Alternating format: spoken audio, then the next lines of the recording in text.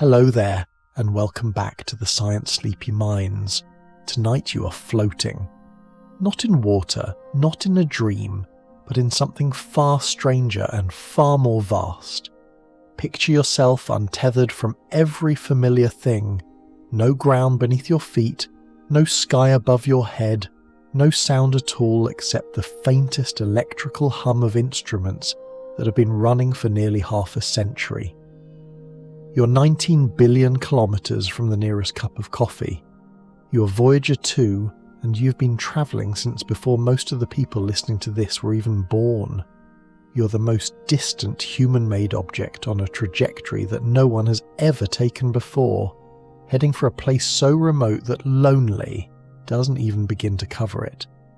And tonight we're going to follow your path, all of it, from the launch pad to the last whisper of power, and then far, far beyond to the final place you will ever reach before you die. Fair warning, you probably won't survive this episode awake, and honestly that's kind of the point. So before you get comfortable, take a moment to like the video and subscribe, but only if you genuinely enjoy what I do here, and drop a comment telling me where you are right now and what time it is where you live. I always love reading those. Someone in Tokyo at 2 AM, someone in Sao Paulo just after dinner, someone in a parked car in Minnesota waiting for their kid's dance class to finish. Wherever you are, you're welcome here. Now, dim the lights, maybe turn on a fan for that soft background hum, and let's ease into tonight's journey together. You need a little context before we launch anything. Right now, as you listen to this, Voyager 2 is not sitting in a museum. It is not orbiting some pretty planet. It is hurtling through interstellar space, the genuine void between stars, at roughly 15 kilometers per second. That is about 55,000 kilometers per hour, which sounds impressively fast until you realize that the nearest star system, Alpha Centauri, is still about 4 light years away, and Voyager 2 is not even heading in that direction. It is heading roughly toward the constellation Sagittarius, drifting along a path that was set in stone, or rather, set in gravity. Back when it swung past Neptune in 1989, nobody is steering, nobody can steer. The fuel for course corrections ran out ages ago. Voyager 2 is, for all practical purposes, a very expensive message in a very expensive bottle, thrown into an ocean so large that the word ocean is almost insulting. And here is the thing that hooks most people when they first learn about it. Voyager 2 is still alive. Barely.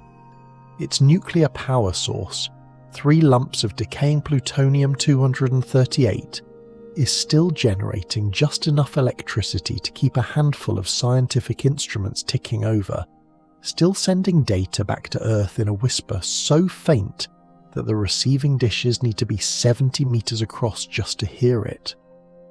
Historians still argue whether the Voyager program was primarily a scientific endeavour or a Cold War flex, a way for NASA to justify its budget at a time when public enthusiasm for space had nosedived after the Apollo cancellations. Probably it was both. The beautiful part is that it doesn't matter, because the science that came back was staggering regardless of the politics. But Voyager 2 is dying. Every year its power output drops by about 4 watts. That doesn't sound like much until you consider that the entire spacecraft runs on less energy than it takes to light a single old-fashioned incandescent bulb. Engineers at the Jet Propulsion Laboratory in Pasadena have been performing what amounts to spacecraft hospice care, shutting down instruments one by one, switching off heaters, rationing every last electron to keep the mission alive as long as physically possible. Sometime in the late 2020s or maybe the early 2030s, the last instrument will go dark. The last data packet will arrive at a ground station in Canberra, Australia. Someone will probably cry, and then Voyager 2 will fall silent, but it will not stop. That is the part that haunts people. It will keep moving.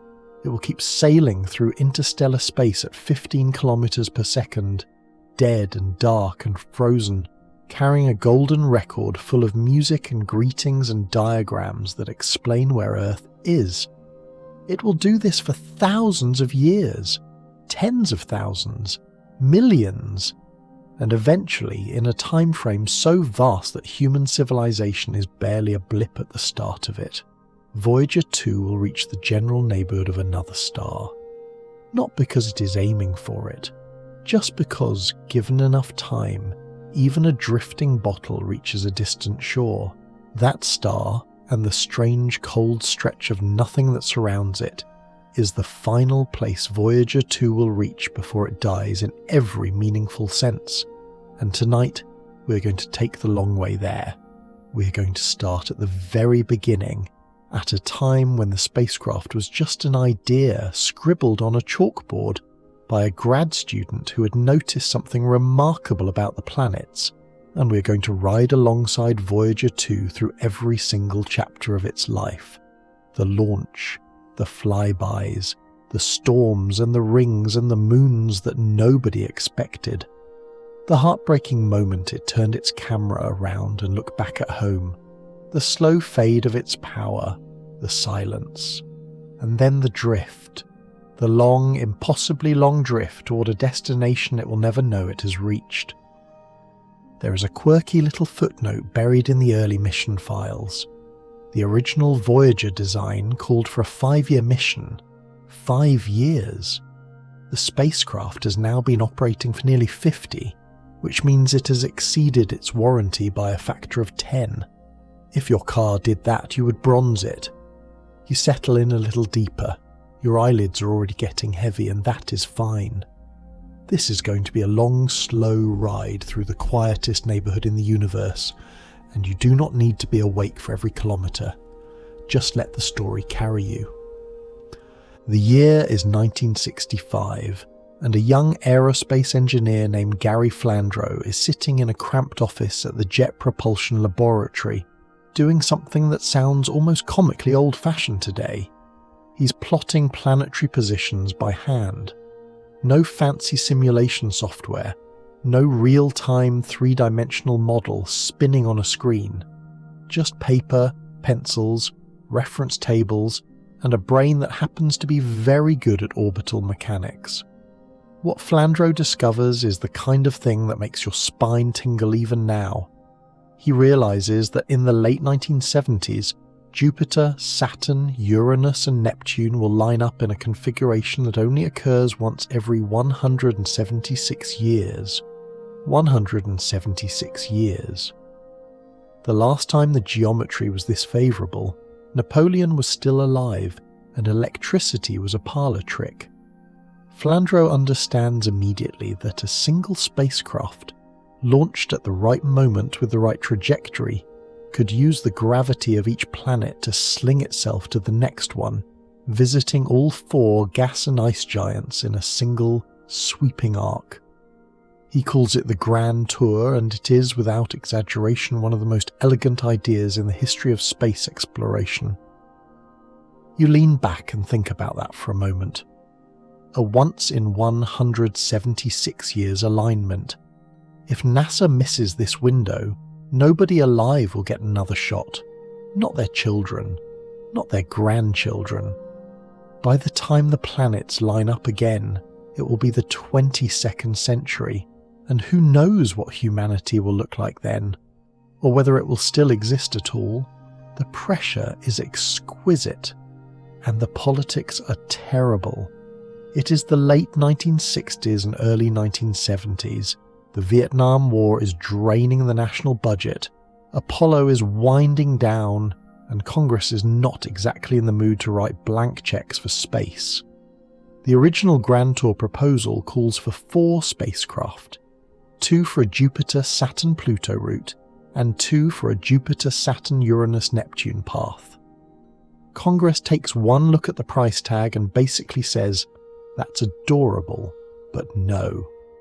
So NASA does what NASA has always been quietly brilliant at. it repackages the mission under a cheaper name. Instead of the Grand Tour, they propose Mariner Jupiter Saturn, a modest 2-planet flyby using a pair of spacecraft. The estimated cost is around $250 million, which is less than a quarter of the original Grand Tour budget. Congress approves it. What Congress does not fully appreciate, and what the JPL engineers know perfectly well, is that those spacecraft are being designed with enough capability and enough fuel reserves to keep going past Saturn if everything works. The Grand Tour is still on. It is just wearing a cheaper suit. The program is eventually renamed Voyager, which is a much better name for storytelling purposes. 2 spacecraft will be built, Voyager 1 and Voyager 2. Here is a wrinkle that confuses people to this day. Voyager 2 actually launched first. It left Earth on August 20th, 1977, 16 days before Voyager 1 launched on September 5th. The numbering refers to the order of arrival at Jupiter, not the order of departure from Earth. Voyager 1 took a faster, more direct trajectory and arrived at Jupiter first, hence the name. Voyager 2 took the scenic route, the one that would eventually let it visit all 4 planets if the stars, or rather the planets, aligned properly, which, as we have established, they did. Once every 176 years. You picture the JPL campus in the mid-1970s. Southern California sunlight streaming through dusty windows. Engineers in short-sleeve shirts and thick-frame glasses hunched over drafting tables, arguing about antenna angles and thermal blankets. The computers they're using have less processing power than the phone in your pocket. The main flight computer aboard each Voyager spacecraft has about 69 kilobytes of memory. 69. You could not store a single high-resolution photograph on that. You could barely store this paragraph. And yet these machines are expected to navigate the solar system, photograph alien worlds, collect scientific data from a dozen instruments, and beam it all back to Earth from billions of kilometres away. Historians still argue whether the Voyager engineers were brilliant or insane. The answer almost certainly is both. There is a lovely quirky detail buried in the engineering specs. Each Voyager carries an 8-track tape recorder. Yes, the same basic technology that was playing Eagles albums in wood-panelled station wagons in 1977. The tape recorder is used to store data during planetary encounters, when the spacecraft is collecting information faster than it can transmit it back to Earth. The tape has a capacity of about 500 megabits, which sounds like a lot until you realise that a single photograph from a modern smartphone is bigger than that.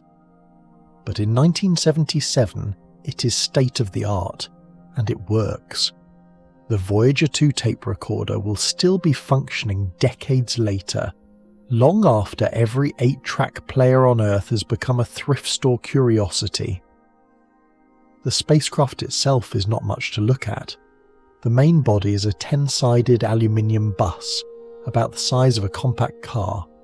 Sticking out from it in various directions are a 3.6-metre high-gain antenna, a magnetometer boom, science instrument booms, and 3 radioisotope thermoelectric generators mounted on a separate boom to keep their radiation away from the sensitive instruments.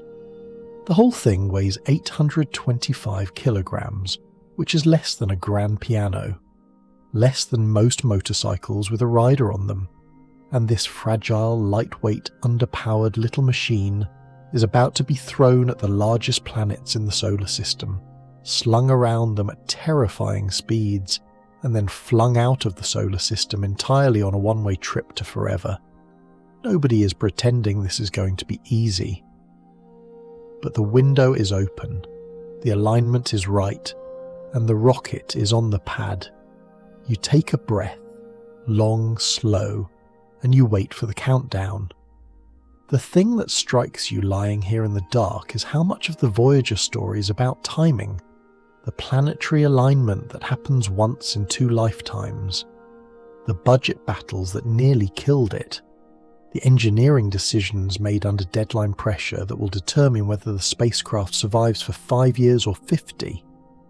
Everything about this mission is a bet placed against time itself, and time, as you are about to discover, is what Voyager 2 does better than anything else ever built. It just keeps going, through silence, through darkness, through the slow decay of its own heart. It just keeps going.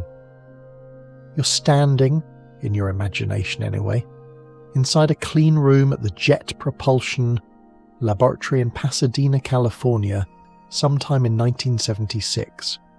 The air smells faintly of alcohol wipes and static free floor mats.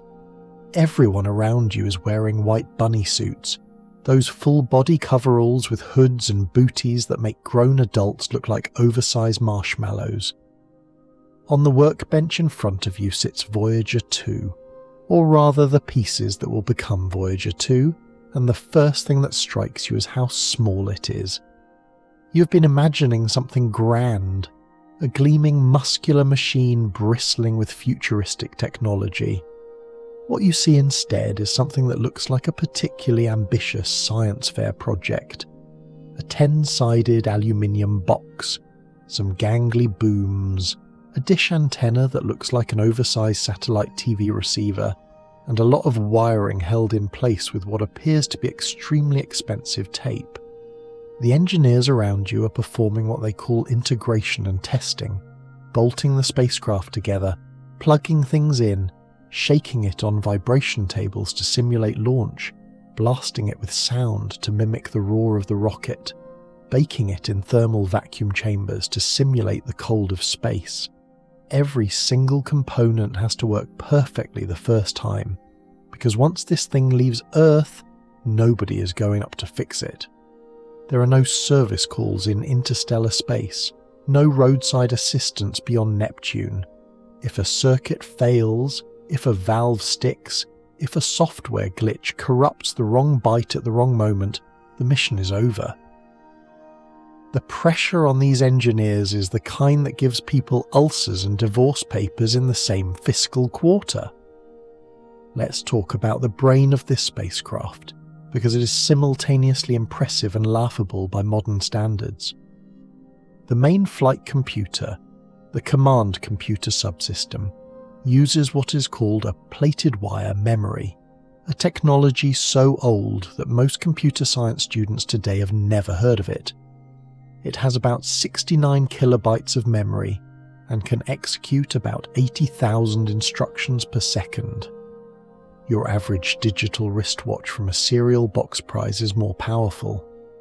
The flight data subsystem, which handles the formatting and transmission of science data, has a similarly modest spec. Together, the two computer systems have less capability than a basic pocket calculator from the 1990s, and yet, and this is the part that should make you feel something, these tiny, wheezing computers will successfully navigate a spacecraft through the gravitational fields of 4 giant planets, execute complex imaging sequences, manage power distribution, aim antennas at a receding Earth, and do all of it while operating billions of kilometres from the nearest tech support line. If that does not give you a strange, warm respect for 1970s engineering, nothing will. There is a quirky little tidbit that the engineers love to mention at dinner parties, assuming engineers go to dinner parties, which is itself an open scholarly debate. The flight data system records information on that 8-track digital tape recorder we mentioned earlier. The tape is made of a cobalt-nickel alloy, about half a micrometer thick, and it can store around 500 megabits of data. The recorder has a read-write head and a mechanical transport system with reels, just like the audio cassette players that were popular at the time. In fact, the entire mechanism is so mechanically simple that it becomes one of the most reliable components on the spacecraft. While everything around it ages and degrades over the decades, the tape recorder just keeps spooling away, faithfully storing data during planetary encounters and playing it back for transmission to Earth. It is the spacecraft equivalent of that one friend who never complains, never calls in sick, and always brings snacks to the group project. The instruments bolted onto Voyager 2 are where things get genuinely exciting. There are 11 scientific instruments in total, each one designed to study a different aspect of the planets and their environments. The imaging science subsystem consists of 2 television cameras, a wide angle and a narrow angle, that use Vidicon tubes, the same basic technology as an old television set. The infrared interferometer spectrometer measures heat radiation. The ultraviolet spectrometer studies atmospheric composition. The photopolarimeter measures light intensity and polarization. There is a magnetometer on a 13-meter boom to measure magnetic fields, plasma detectors to study charged particles, cosmic ray detectors to count high-energy particles, a planetary radio astronomy experiment to listen for radio emissions from the planets, and a plasma wave experiment to detect electric and magnetic waves in space. Each instrument is a small masterpiece of miniaturization, built to survive launch vibrations, temperature extremes, and years of radiation exposure. The power source is perhaps the most critical component of all, and it is beautifully, terrifyingly simple. 3 radioisotope thermoelectric generators, RTGs, are mounted on a boom extending from the main spacecraft body. Each RTG contains a cylinder of plutonium-238 dioxide, a radioactive isotope that generates heat as it decays. Thermocouples, devices that convert heat differences into electricity, surround the plutonium and produce electrical current from the temperature gradient between the hot radioactive core and the cold of space. At launch, the 3 RTGs together produce about 470 watts of electrical power, roughly enough to run a few household light bulbs. There are no moving parts, no chemical reactions, no refueling requirements, just plutonium quietly decaying, atom by atom, producing heat that becomes electricity. The half-life of plutonium-238 is about 87 years, which means the power output drops by half every 87 years. In practice, the loss is about 4 watts per year due to thermocouple degradation and plutonium decay combined. It is a slow, steady, utterly predictable decline, a clock counting down to silence. You watch the engineers lower the RTG boom into position.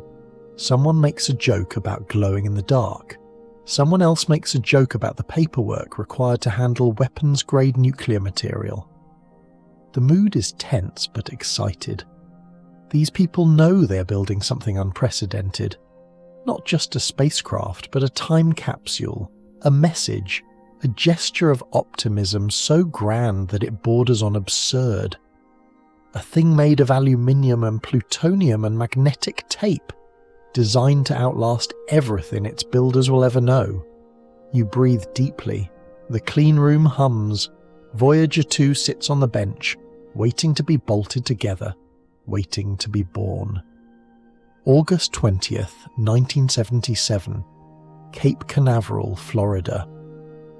The air is thick enough to chew, that particular brand of subtropical humidity that makes your shirt stick to your back before you've finished buttoning it.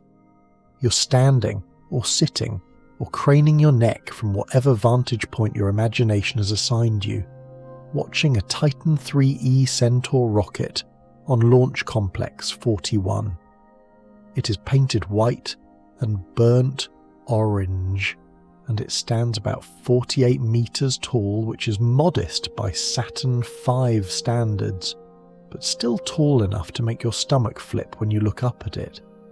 strapped inside the payload fairing at the top, cocooned in thermal blankets and vibration dampeners, is Voyager 2. All 825 kilograms of it, waiting with the patience of something that has no idea it is about to become immortal. The countdown proceeds. You feel the tension in the control room through the radio chatter. Clipped voices reading off checklist items, confirming pressures and temperatures and valve positions. The Titan IIIe is not the most reliable rocket in NASA's stable. It has had some successes and some notable failures, and everyone knows that if something goes wrong in the next few minutes, the entire Grand Tour, the 176-year window, the budget fights, the years of engineering, will be reduced to a fireball over the Atlantic Ocean. There is no backup Voyager 2 sitting in a warehouse somewhere. This is it. The solid rocket boosters ignite first and the sound hits you before the sight does. It is not a roar so much as a physical assault, a wall of noise that you feel in your chest cavity and in the fillings of your teeth. The launch pad vanishes in a cloud of steam and exhaust. The rocket lifts painfully slowly at first, then accelerating with increasing confidence, climbing through the humid Florida sky, trailing a column of fire that turns the morning light orange. The first stage burns for about 5 minutes, then separates. The Centaur upper stage ignites, pushing Voyager 2 higher and faster. There is a moment, a genuinely terrifying moment, during the Centaur burn when telemetry shows an anomaly. The burn lasts slightly longer than planned, which means the spacecraft's initial trajectory is not quite right. Engineers scramble. Calculations are run. The conclusion, delivered with the forced calm of people who are internally screaming, is that the error is within correctable margins. Voyager 2 can fix it with a small course correction maneuver later. Everyone exhales, and then comes the moment that matters: payload separation. The fairing opens, the clamps release, and Voyager 2 is free. For the first time in its existence, it is alone. No clean room, no test bench, no engineer's hand steadying a connector. Just a small aluminium machine, trailing a faint cloud of gas, tumbling gently in the sunlight above the blue curve of the Earth. The attitude control thrusters fire, tiny jets of hydrazine, and the tumble stops. The high-gain antenna swivels to find Earth. The first telemetry signal arrives at the Deep Space Network station in Goldstone, California. Voyager 2 is alive, oriented, and on its way.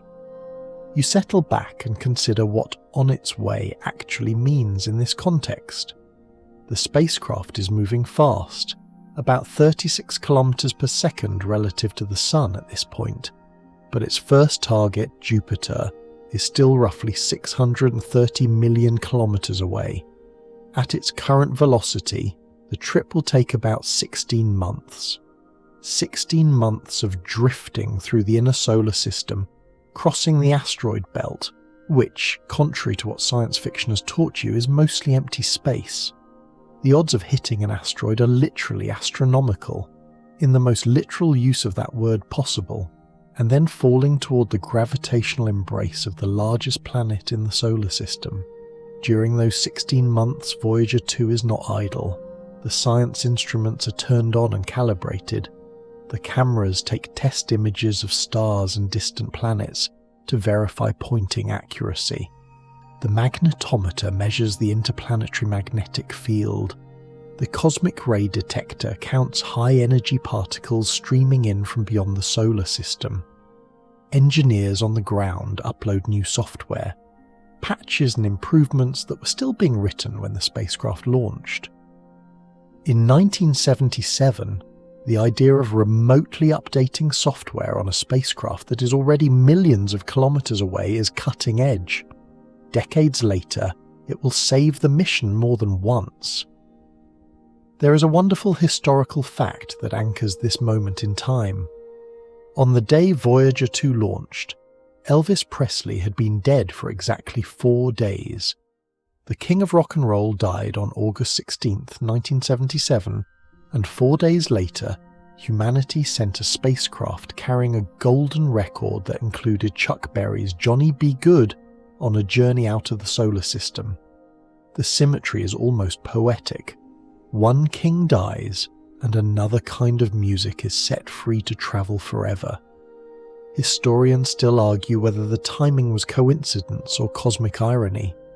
The universe, as usual, does not comment. Meanwhile, Voyager 1 is still on the pad at Cape Canaveral, waiting for its own launch window on September 5th. It will take a faster, more direct route to Jupiter and arrive 4 months before Voyager 2, becoming the first to photograph the giant planet up close. But Voyager 1's trajectory is designed to end after Saturn, specifically to swing close to Saturn's moon Titan and then be flung upward out of the ecliptic plane, the flat disk in which the planets orbit. Voyager 2 is the one with the long road ahead. Voyager 2 is the one that will visit all 4 giant planets. Voyager 2 is the one that will keep going after everyone else has stopped. You close your eyes for a moment and imagine the view from Voyager 2's cameras as Earth recedes. First, it fills the frame. Blue oceans, white clouds, the familiar coastlines you've seen on every globe and every map. Then it shrinks, quickly. The moon appears beside it, and the pair become a double dot, then a single dot, then a faint spark, then nothing distinguishable from the background stars. Within days, Earth is just another point of light in the blackness. Voyager 2 does not look back. It has no reason to, not yet anyway. That particular heartbreak is still 13 years away. 16 months. That is how long the journey from Cape Canaveral to Jupiter takes, and during most of it, absolutely nothing dramatic happens. You cruise, you drift, you coast through the black in a silence so complete that the only sounds are the ones inside the spacecraft itself.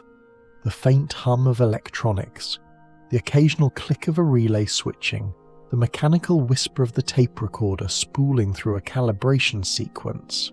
Space travel, you're discovering, is mostly waiting. It is the longest, quietest road trip in history, and you forgot to bring a podcast. But then, in early 1979, Jupiter begins to grow in the cameras. And when we say grow, we mean it in the most visceral, spine-tingling way possible. Jupiter is not like other planets. It does not reveal itself gradually with gentle detail. It announces itself. Even from millions of kilometres away, it is obviously, obscenely enormous. A ball of swirling gas and fury that makes everything else in the solar system look like a pebble collection. As Voyager 2 closes the distance, the banded cloud patterns resolve into individual storms, each one larger than the entire Earth. The Great Red Spot, a hurricane that has been raging for at least 350 years, possibly longer, fills the camera frame like an angry eye. Its crimson and ochre swirls rotating counterclockwise, with winds clocking in at nearly 650 kilometers per hour. You stare at it, and it stares back.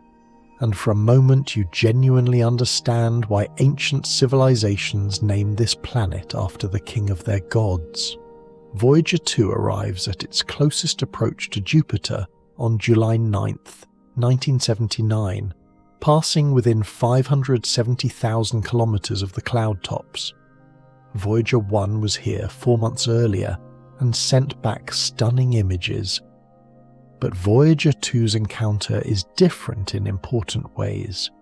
The trajectory is designed to capture views and data that Voyager 1 missed, including extended observations of the Galilean moons, those 4 large satellites discovered by Galileo in 1610 that changed humanity's understanding of the cosmos forever.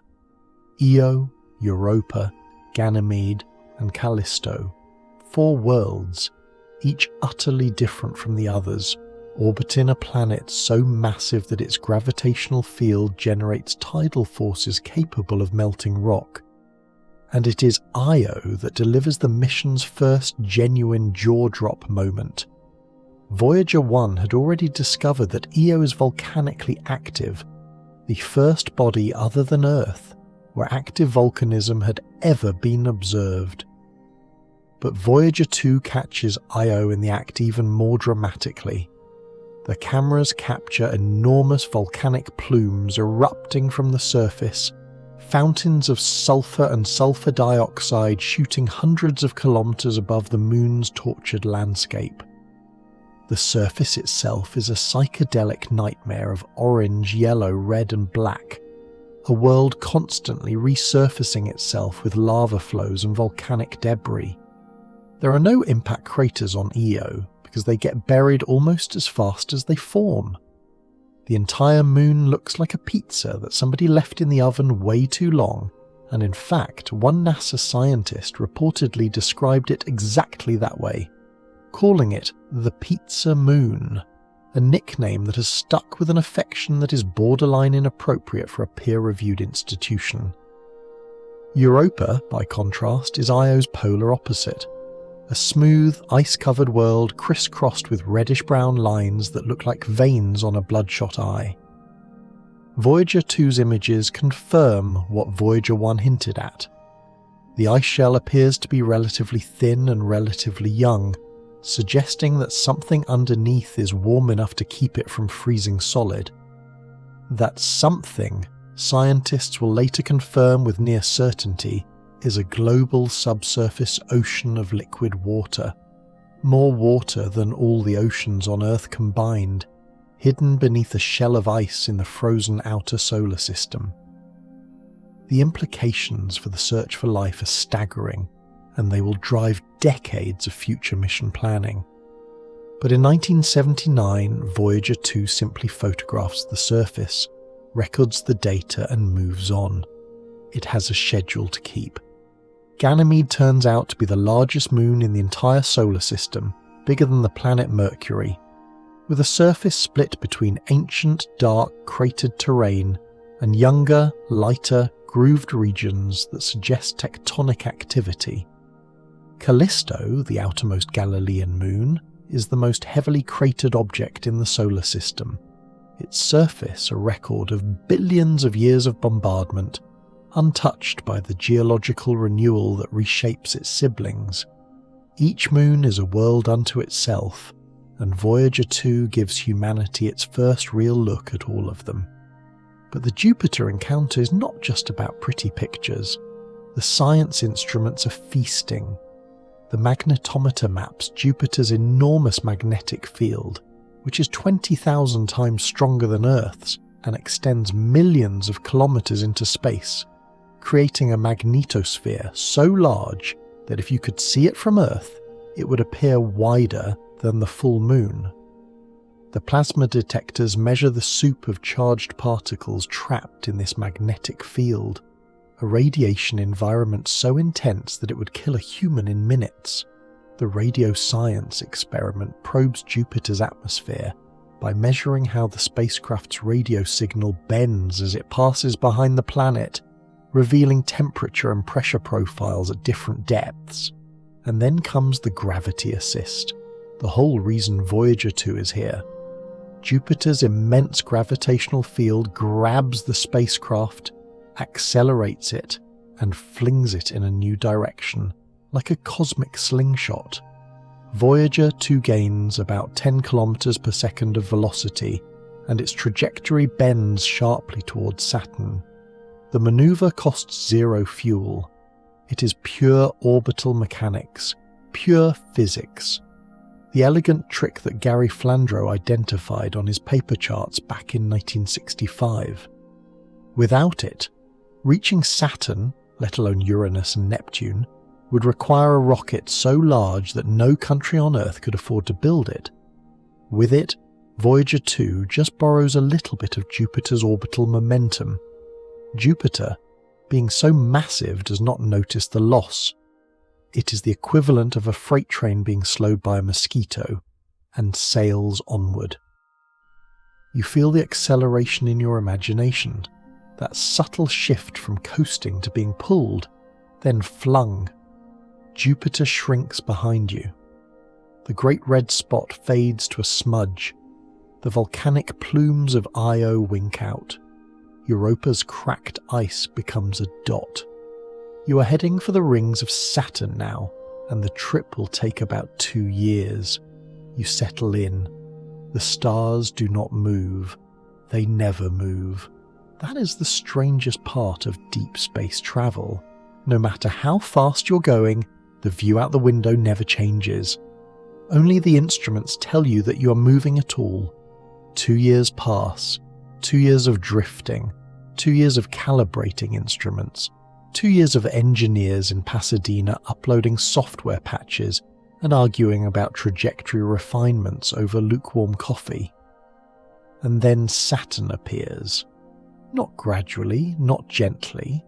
Saturn simply materializes in the camera frame like something out of a fever dream, and it is, without question, the most beautiful thing Voyager 2 has ever pointed its cameras at. You think Jupiter was impressive, and it was, in a brutish, muscular, I could crush you without noticing sort of way. Saturn is something else entirely. Saturn is elegant. Saturn is the planet that makes people who have never cared about space suddenly care about space.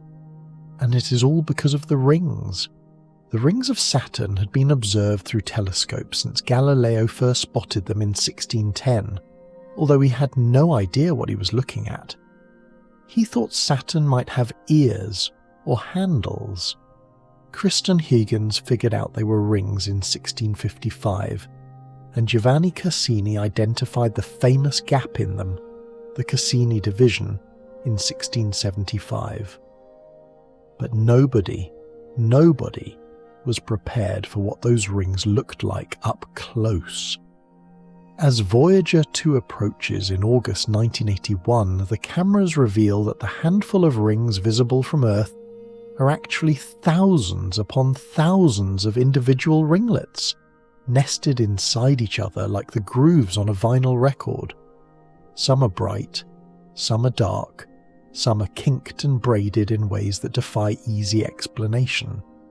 There are gaps within gaps, waves within waves, structures so intricate that ring scientists, yes, that is an actual job title, will spend the next 4 decades trying to explain them all. The most baffling discovery is the spokes. Voyager's cameras capture dark, wedge-shaped features that extend radially across the B-ring, like the spokes of a bicycle wheel. This is deeply weird, because ring particles orbit Saturn at different speeds depending on their distance from the planet. Inner particles orbit faster than outer ones, so any radial structure should be sheared apart almost immediately by differential rotation. And yet the spokes persist, sometimes for hours, rotating with the planet's magnetic field rather than with the ring particles themselves. Historians still argue about whether the spokes were initially dismissed as camera artifacts. The leading theory today involves tiny charged dust particles being levitated above the ring plane by electrostatic forces linked to Saturn's magnetosphere, but the details remain an active area of research. The rings of Saturn are not just beautiful, they are genuinely mysterious. Voyager 2 also takes a long, careful look at Saturn's moons, and there are a lot of them. Titan, the largest, is shrouded in a dense, opaque orange haze that completely hides its surface. Voyager 1 had already flown close to Titan during its encounter, and discovered that the atmosphere is mostly nitrogen, like Earth's, with a surface pressure about 50% higher than Earth's sea level pressure. but the haze defeated the cameras completely. No surface features, no geography, just a smooth, featureless orange ball. It would take another 24 years before the Cassini-Huygens mission finally pierced the haze and revealed a world with lakes of liquid methane, rivers of ethane, and dunes of organic sand. In 1981, Voyager 2 can only stare at the orange fog and wonder. The smaller moons are less coy. Enceladus, a tiny ice world only about 500 kilometres across, shows a surface that is strikingly smooth in places, suspiciously smooth, as if something has resurfaced it recently. This will later turn out to be one of the most important discoveries in the history of planetary science. When the Cassini spacecraft observes enormous geysers of water ice erupting from Enceladus's south pole, revealing another subsurface ocean in the outer solar system. But in 1981, Voyager 2 simply notes the odd smoothness and files it away. Mimas, another small moon, has a giant impact crater that makes it look uncannily like the Death Star from Star Wars, a resemblance that the science team notes with barely concealed delight. Iapetus has one hemisphere that is bright white, and another that is dark as coal, a two-toned appearance that has puzzled astronomers since Cassini, the person, not the spacecraft, first observed it in 1671. And here is where the story splits, and where Voyager 2's journey diverges from its twins forever.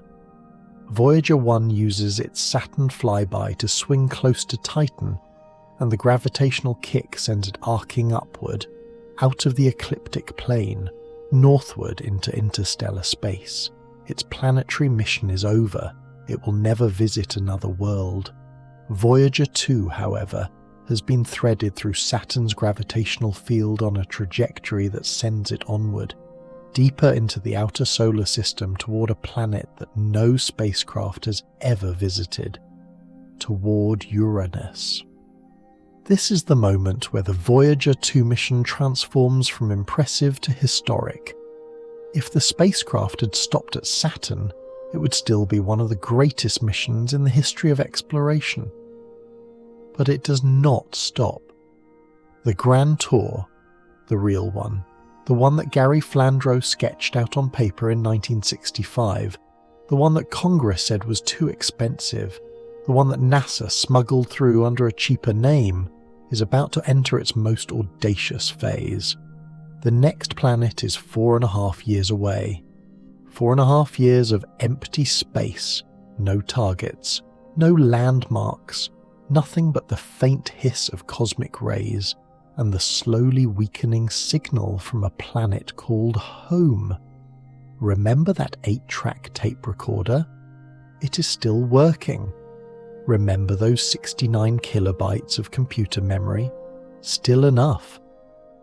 Remember the engineers in their short-sleeved shirts?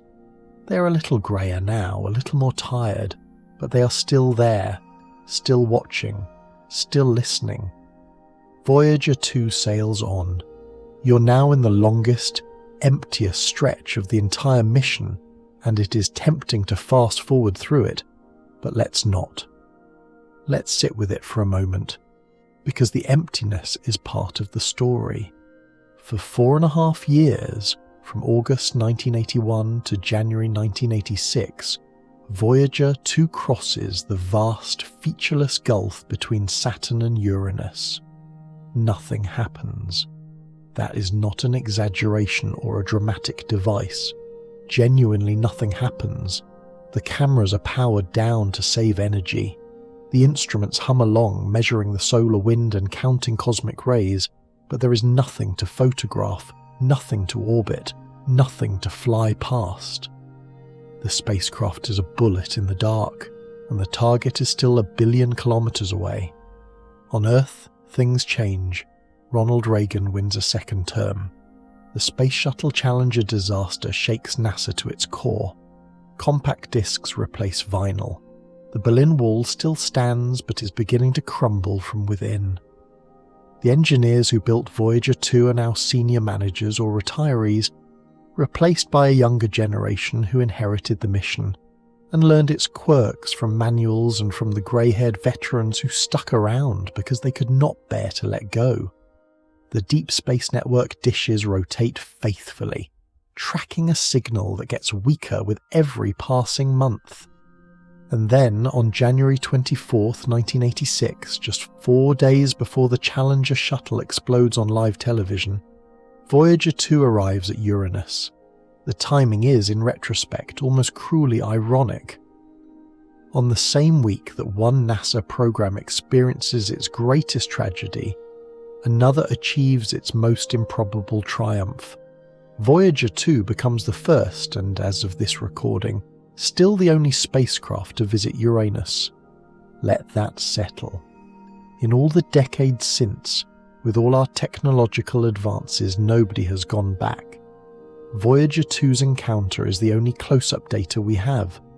Everything we know about Uranus from direct observation comes from a single spacecraft built in the 1970s that flew past in 1986.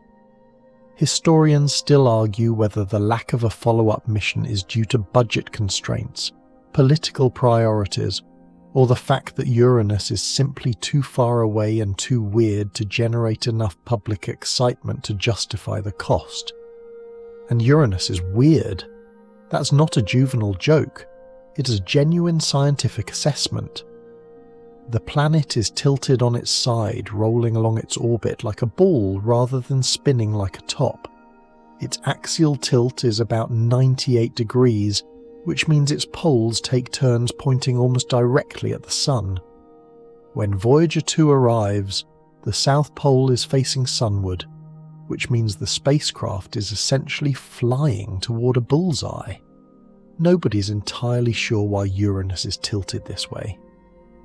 The leading theory involves a massive collision early in the planet's history, something roughly Earth-sized smashing into the young Uranus and knocking it onto its side. But this is still debated, and alternative models involving gravitational interactions during the solar system's chaotic youth have their own supporters. The approach is tricky. Because Uranus is so far from the Sun, the light levels are dramatically lower than at Jupiter or Saturn. The cameras need longer exposures, but the spacecraft is moving at high speed, so longer exposures mean motion blur. The solution is astonishingly clever. The engineering team programs Voyager 2 to rotate slowly in the opposite direction of its motion during each exposure, effectively panning the camera to compensate for the spacecraft's movement. It is the deep space equivalent of a photographer tracking a speeding car with their lens to get a sharp shot. The fact that they pull this off with 1970s hardware from a distance where commands take 2 hours and 45 minutes to arrive is one of the most underrated achievements in the history of engineering. The images that come back are otherworldly in the most literal sense. Uranus itself appears as a smooth, pale blue-green sphere, almost featureless compared to Jupiter's violent bands or Saturn's golden haze. The colour comes from methane in the upper atmosphere, which absorbs red light and reflects blue-green. It looks serene, almost boring, but the instruments tell a different story. Beneath that placid surface, winds rage at up to 900 kilometres per hour. The magnetic field is tilted 60 degrees from the rotational axis and offset from the planet's centre, which is so geometrically bizarre that the magnetometer team initially thinks their instrument is broken. It is not broken. Uranus is just that strange. The moons are where the real surprises lurk. Voyager 2 discovers 10 new moons. 10, bringing the total known count from 5 to 15. But the star of the show is Miranda, the smallest and innermost of the 5 major moons, and it is one of the most visually shocking objects in the solar system. Miranda's surface looks like it was assembled by a committee that could not agree on anything. There are smooth rolling plains next to jagged cliffs. ancient cratered terrain next to bizarre chevron-shaped formations called coronae, and a cliff face, Verona Rupes, that is estimated to be about 20 kilometres high, making it the tallest known cliff in the solar system. If you fell off it, the fall would take about 12 minutes in Miranda's weak gravity, which gives you plenty of time to regret your decisions. One fringe theory suggests that Miranda was shattered by a massive impact and then reassembled by its own gravity, the pieces settling back together in a jumbled patchwork. More recent models favour internal geological processes driven by tidal heating, but the debate continues, and Miranda remains one of the most puzzling moons in the solar system. You feel the strangeness of Uranus settling over you like a blanket, a planet on its side, a magnetic field that points the wrong way, a moon that looks like Frankenstein's monster. The outer solar system is not just far away, it is fundamentally different from the cosy, familiar world of rocky planets and moderate temperatures that you grew up on. And you are about to go even farther. Neptune is next, and it is 3.5 years away. The Grand Tour continues. 3.5 more years of silence, 3.5 more years of drifting through the dark, the sun shrinking behind you until it is barely distinguishable from the other stars, still the brightest point of light in the sky, but only just. You are now so far from home that sunlight takes over 4 hours to reach you, and the radio signals from Earth, travelling at the speed of light, take equally long. Every command sent from the Jet Propulsion Laboratory arrives 4 hours and 6 minutes after it was transmitted. Every response takes equally long to return. An 8-hour round trip for a single question and answer. Conversations with Earth are not conversations at all. They are monologues separated by silences. During these 3.5 years, the engineering team does something remarkable. They essentially reprogram Voyager 2's computers, those wheezing 69 kilobyte machines, to handle the unique challenges of the Neptune encounter. The light at Neptune is about 900 times dimmer than on Earth, even less than at Uranus. The exposure times need to be longer still. The image compression algorithms need to be more efficient to squeeze more data through the narrowing bandwidth. New pointing routines are uploaded. New fault protection software is installed. The spacecraft that arrives at Neptune in 1989 is running fundamentally different code from the one that launched in 1977. It is the same hardware, but it has been taught new tricks. A 12-year-old dog learning calculus. August 25th, 1989.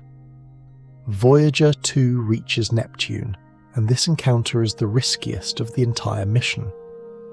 The trajectory has been designed to thread the spacecraft between Neptune and its largest moon, Triton, passing closer to a planet's cloud tops than at any previous flyby, just 4,950 kilometers above Neptune's atmosphere. At the spacecraft's velocity, the slightest navigational error could send it crashing into the planet or missing Triton's gravitational pull entirely. The margin is razor thin.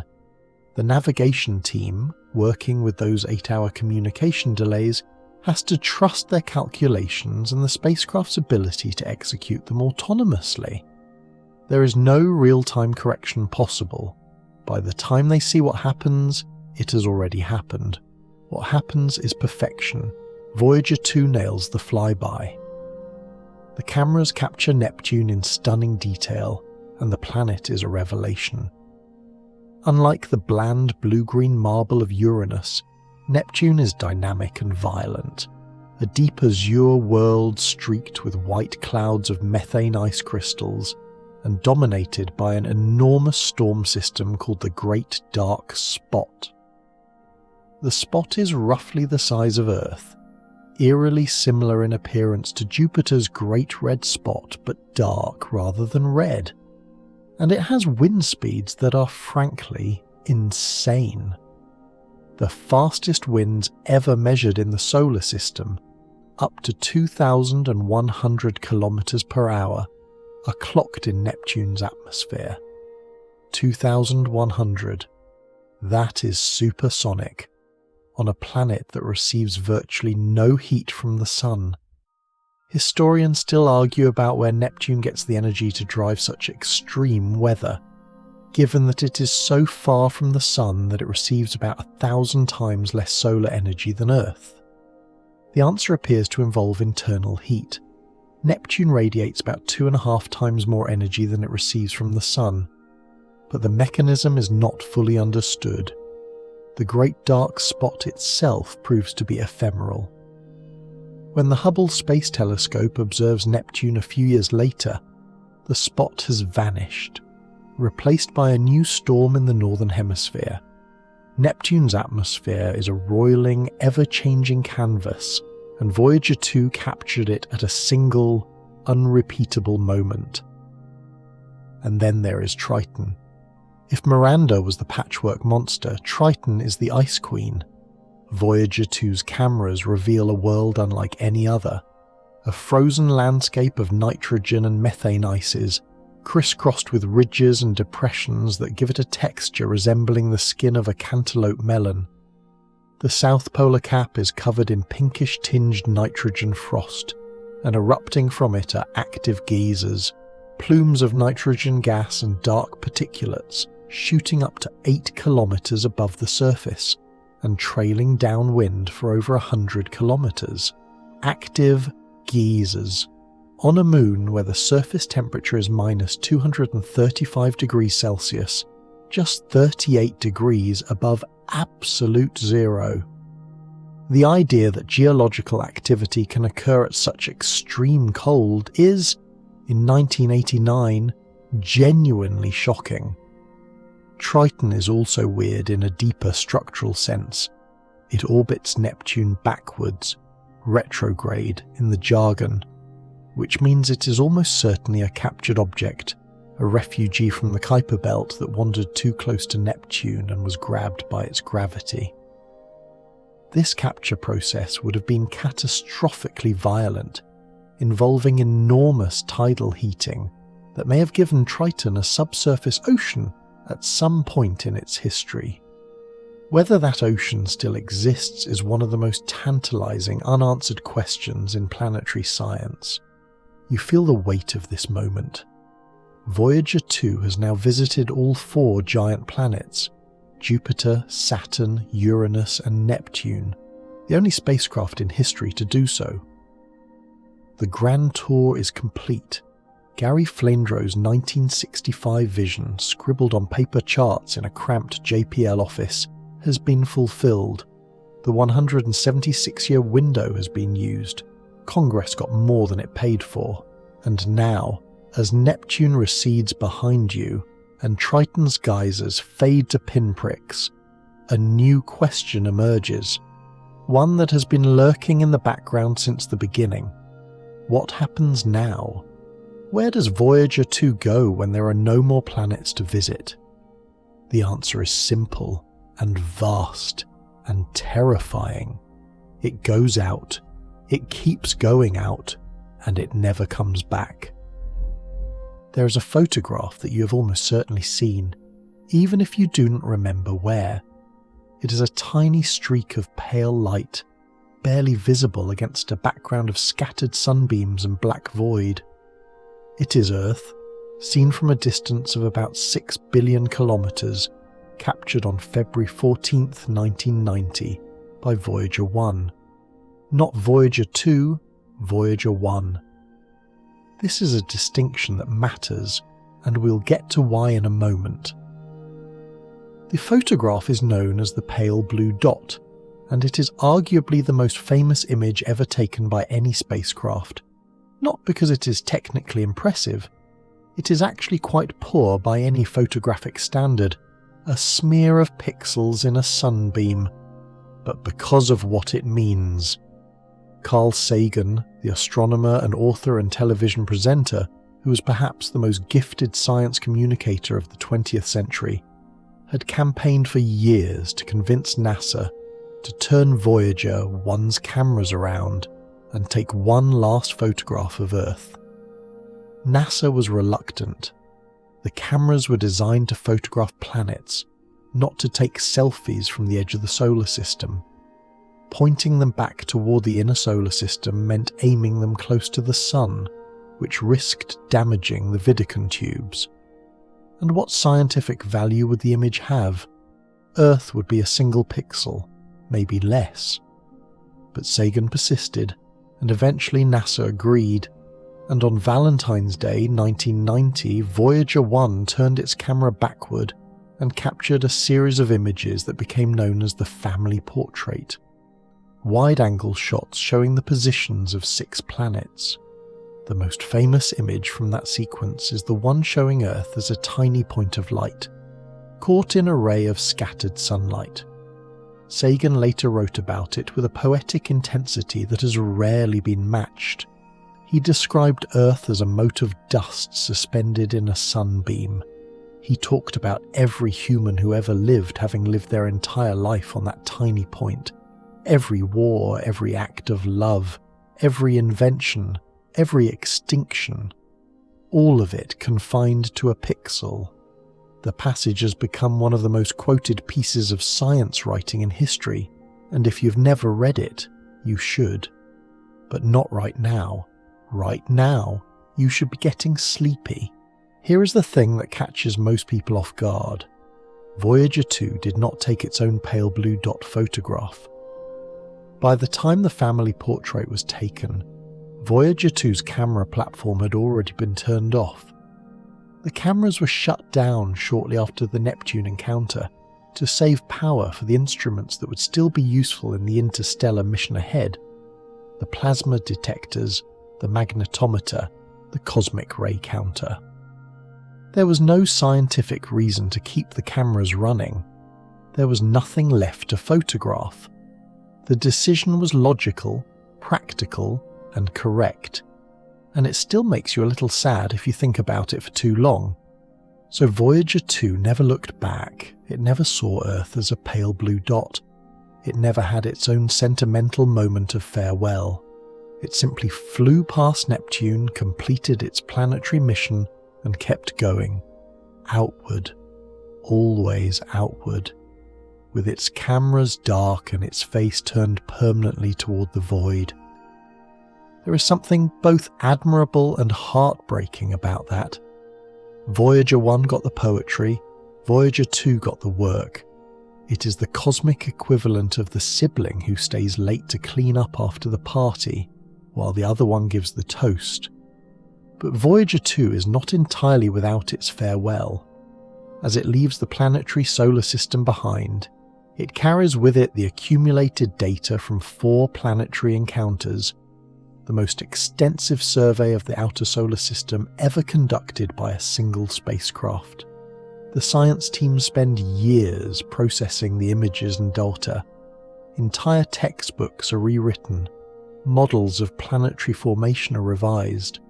The discovery of volcanic Io, the cracked ice of Europa, Saturn's impossible ring spokes, the tilted madness of Uranus, Neptune's supersonic winds, Triton's improbable geysers. Each one of these revelations would have justified the cost of the entire mission. Together they represent one of the greatest scientific harvests in human history. And now the mission enters a new phase, one that was always planned but never fully appreciated until it began to happen. The Voyager Interstellar Mission, VIM in NASA's acronym happy terminology, officially commences. The goal is no longer to study planets. The goal is to study the space between the stars. What is out there? What does the solar wind do when it hits the interstellar medium? Where exactly does our sun's influence end and the galaxy begin? These are questions that no instrument on Earth can answer, because Earth is buried deep inside the heliosphere, the sun's magnetic bubble. Only something that has actually crossed the boundary can tell us what lies on the other side. And Voyager 2, along with its twin, is the only thing we've ever built that might live long enough to make that crossing. You're sinking deeper into your pillow now. The planets are behind you. The cameras are off. The only light is the faint glow of instrument LEDs and the ghostly blue shine of Cherenkov radiation from cosmic rays hitting the spacecraft's structure. You're in the space between, not quite in the solar system, not quite out of it. A threshold, a slow crossing. The sun behind you is just a bright star now. The stars ahead are no closer. You drift, and the silence thickens, and somewhere far behind you, on a small blue dot you never looked back at, someone is still listening. To understand what happens next, what is happening right now, in fact, as you listen to this, you need to understand the bubble we live in.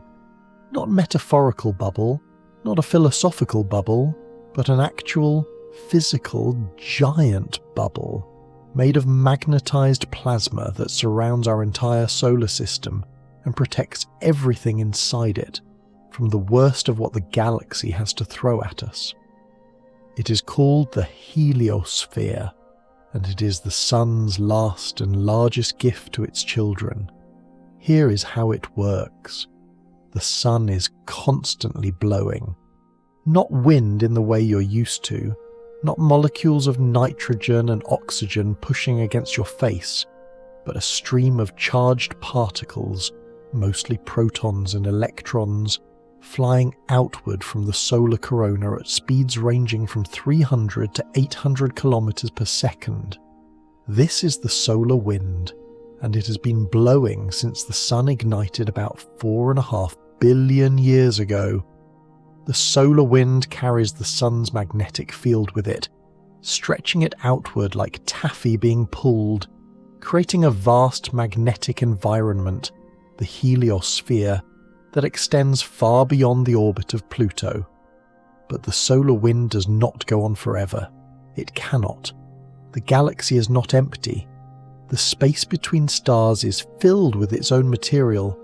The interstellar medium, a thin soup of hydrogen atoms, helium atoms, cosmic dust and magnetic fields left over from ancient supernova and stellar winds from other stars. The solar wind plows into this interstellar material like a speedboat pushing through water, and at some point the pressure of the interstellar medium pushes back hard enough to slow the solar wind down. This boundary, the point where the solar wind abruptly decelerates from supersonic to subsonic speed, is called the termination shock, and it is the first signpost on the road out of the solar system. Voyager 2 crossed the termination shock in August 2007, about 84 astronomical units from the Sun.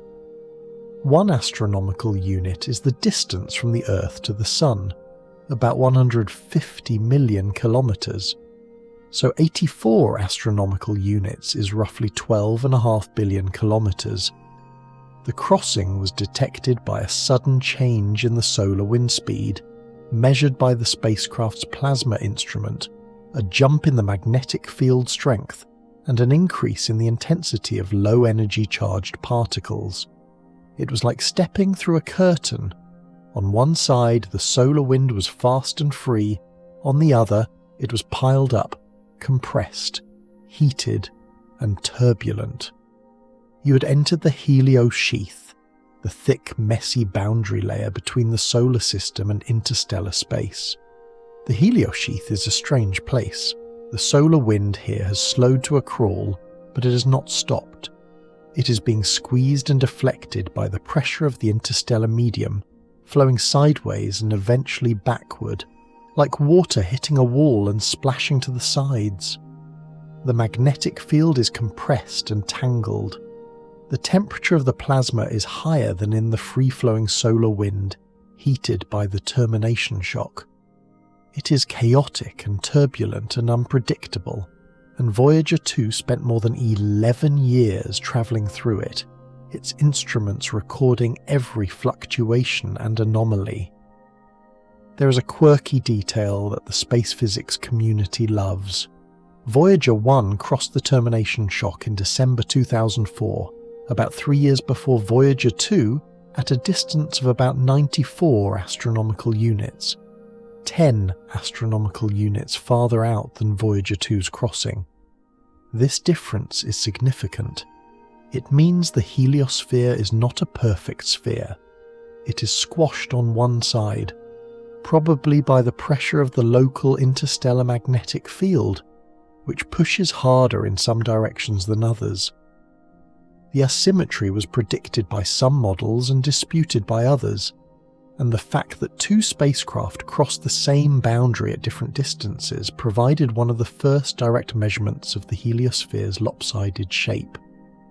Scientists still argue about the exact three-dimensional structure of the heliosphere.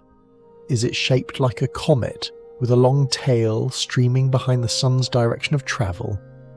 Or is it more like a croissant, with two lobes curling backward?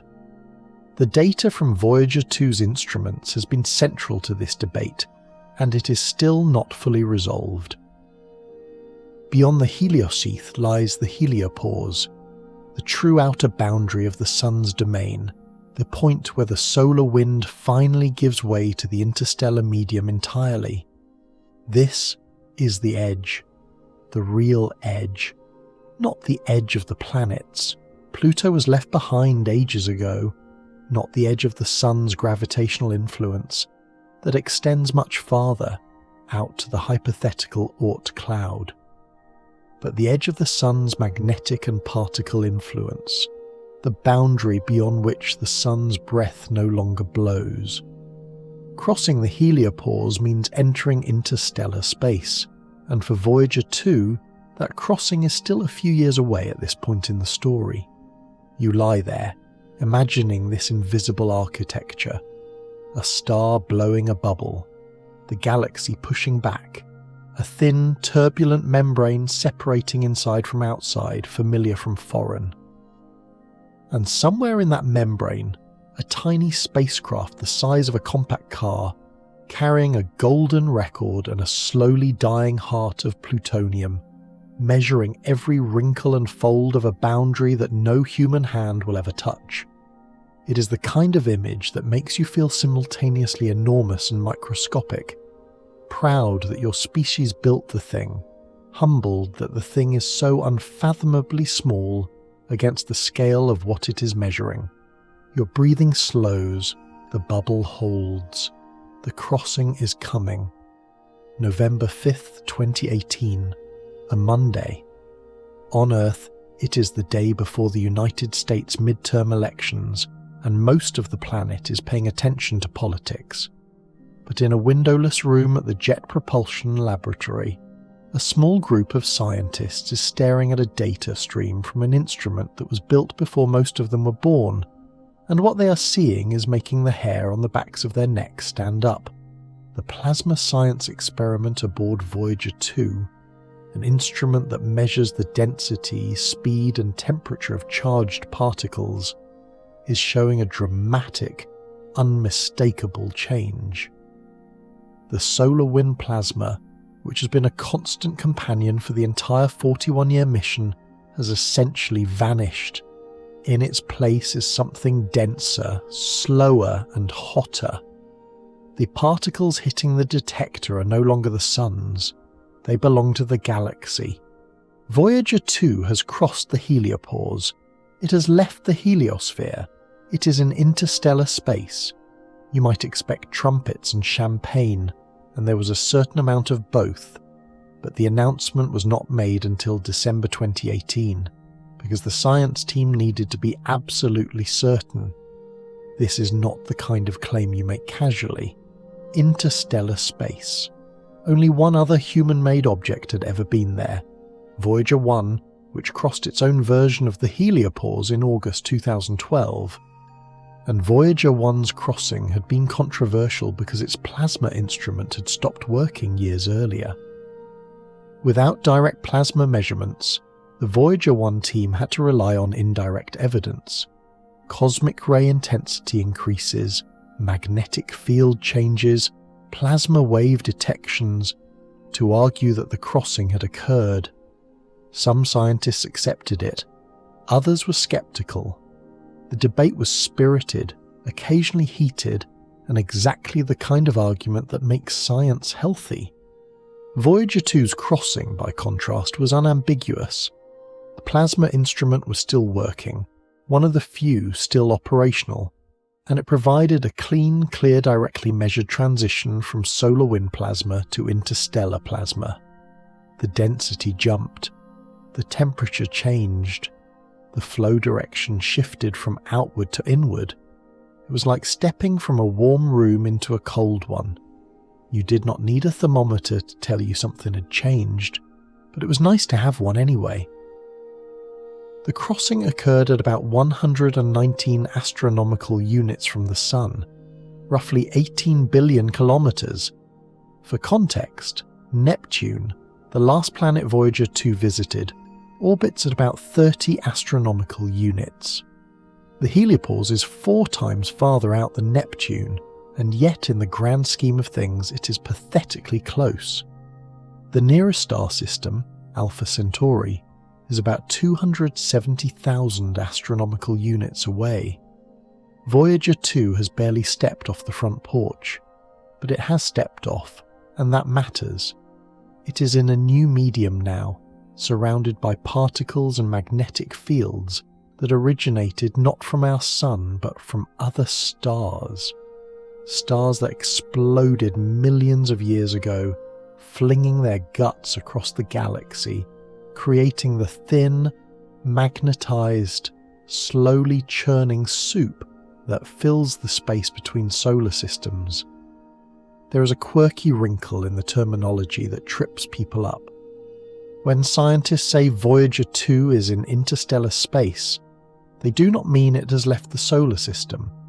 The Sun's gravitational influence extends far beyond the heliopause, out to the Oort cloud, a hypothetical shell of icy bodies that may surround the solar system at distances of up to 100,000 astronomical units.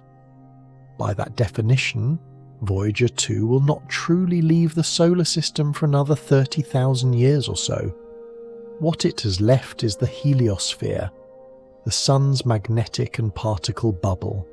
It is now in a region where the Sun's gravity still holds sway, but the Sun's wind no longer blows. Think of it as having climbed over the garden wall but still being in the same postcode. The interstellar medium that Voyager 2 is now immersed in turns out to be slightly different from what some models predicted.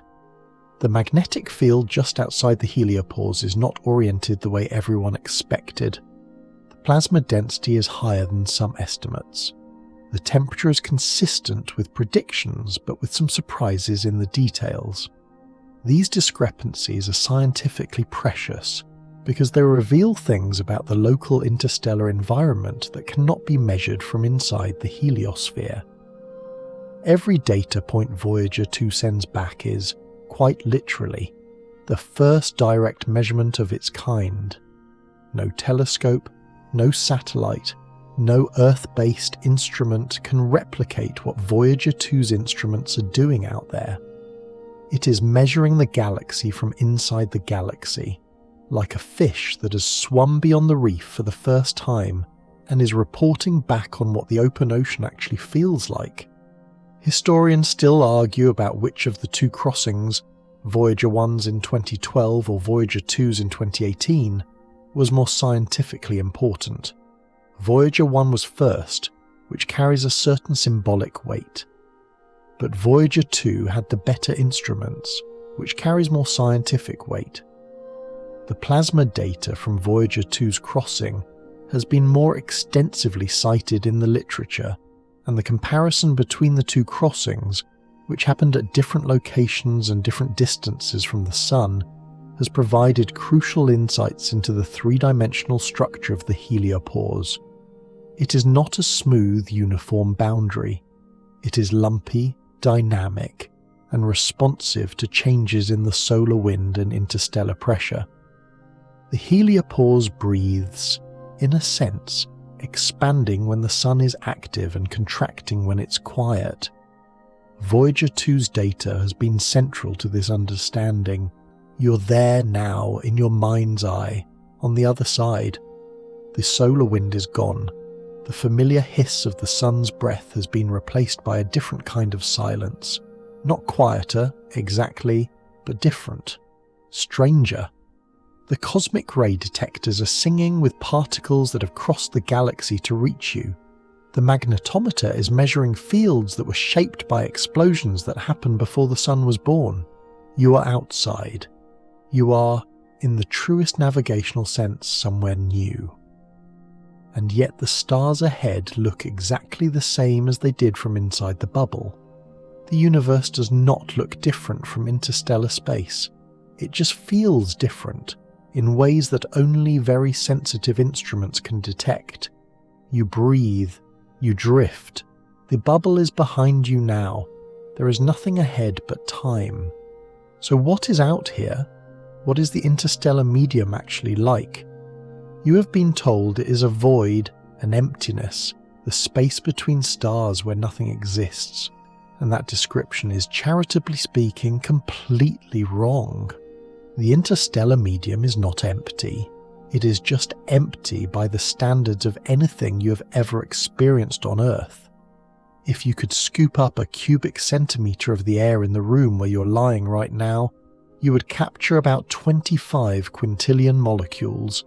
That is a 25 followed by 18 zeros. If you scooped up a cubic centimetre of the interstellar medium in Voyager 2's current neighbourhood, you would capture, on average, about 1 atom, maybe 2 on a good day. By terrestrial standards, this is a vacuum so hard that no laboratory on Earth can reproduce it. By cosmic standards, it is actually pretty crowded, because the interstellar medium is a place where things happen. Slowly and gently, on timescales that would bore a glacier. But they happen.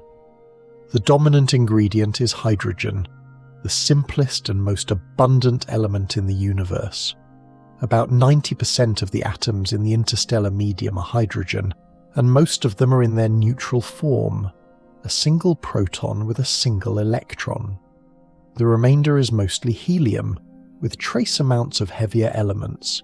Carbon, nitrogen, oxygen, silicon, iron, that were forged inside stars and scattered across the galaxy when those stars died. There is also dust. Not dust in the household sense, not clumps of skin cells and carpet fibres, but microscopic grains of silicate and carbon, typically less than a micrometre across, coated in thin films of frozen water, carbon dioxide, methane and ammonia. These grains are so small and so sparse that you could fly through the interstellar medium for centuries without hitting one.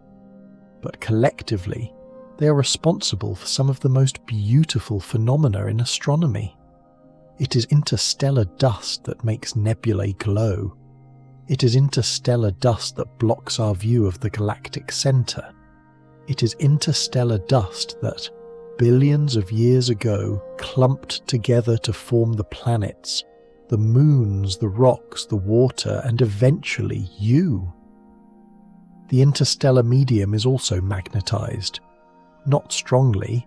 The magnetic field strength in Voyager 2's neighbourhood is about 500 picotesla, which is roughly 100,000 times weaker than Earth's magnetic field, but it is there, and it matters. The galactic magnetic field shapes the way charged particles move, influences the structure of the heliosphere, and plays a role in the formation of new stars. Voyager 2's magnetometer is measuring this field directly, providing data that astronomers have been desperate for since the dawn of space physics. Before the Voyagers, the interstellar magnetic field was known only through indirect observations. The polarization of starlight by aligned dust grains, the rotation measures of distant pulsars. Now, for the first time, there is a thermometer in the soup, a ruler in the river, a sensor where there was only theory. There is a quirky and somewhat unsettling fact about the interstellar medium that does not get enough attention. It is not uniform. The Sun happens to be located inside what is called the local interstellar cloud, a region of slightly warmer, slightly denser material about 30 light-years across that is itself embedded in a much larger structure called the local bubble, a vast cavity in the interstellar medium about 300 light-years across that was carved out by a series of supernova explosions between 10 and 20 million years ago.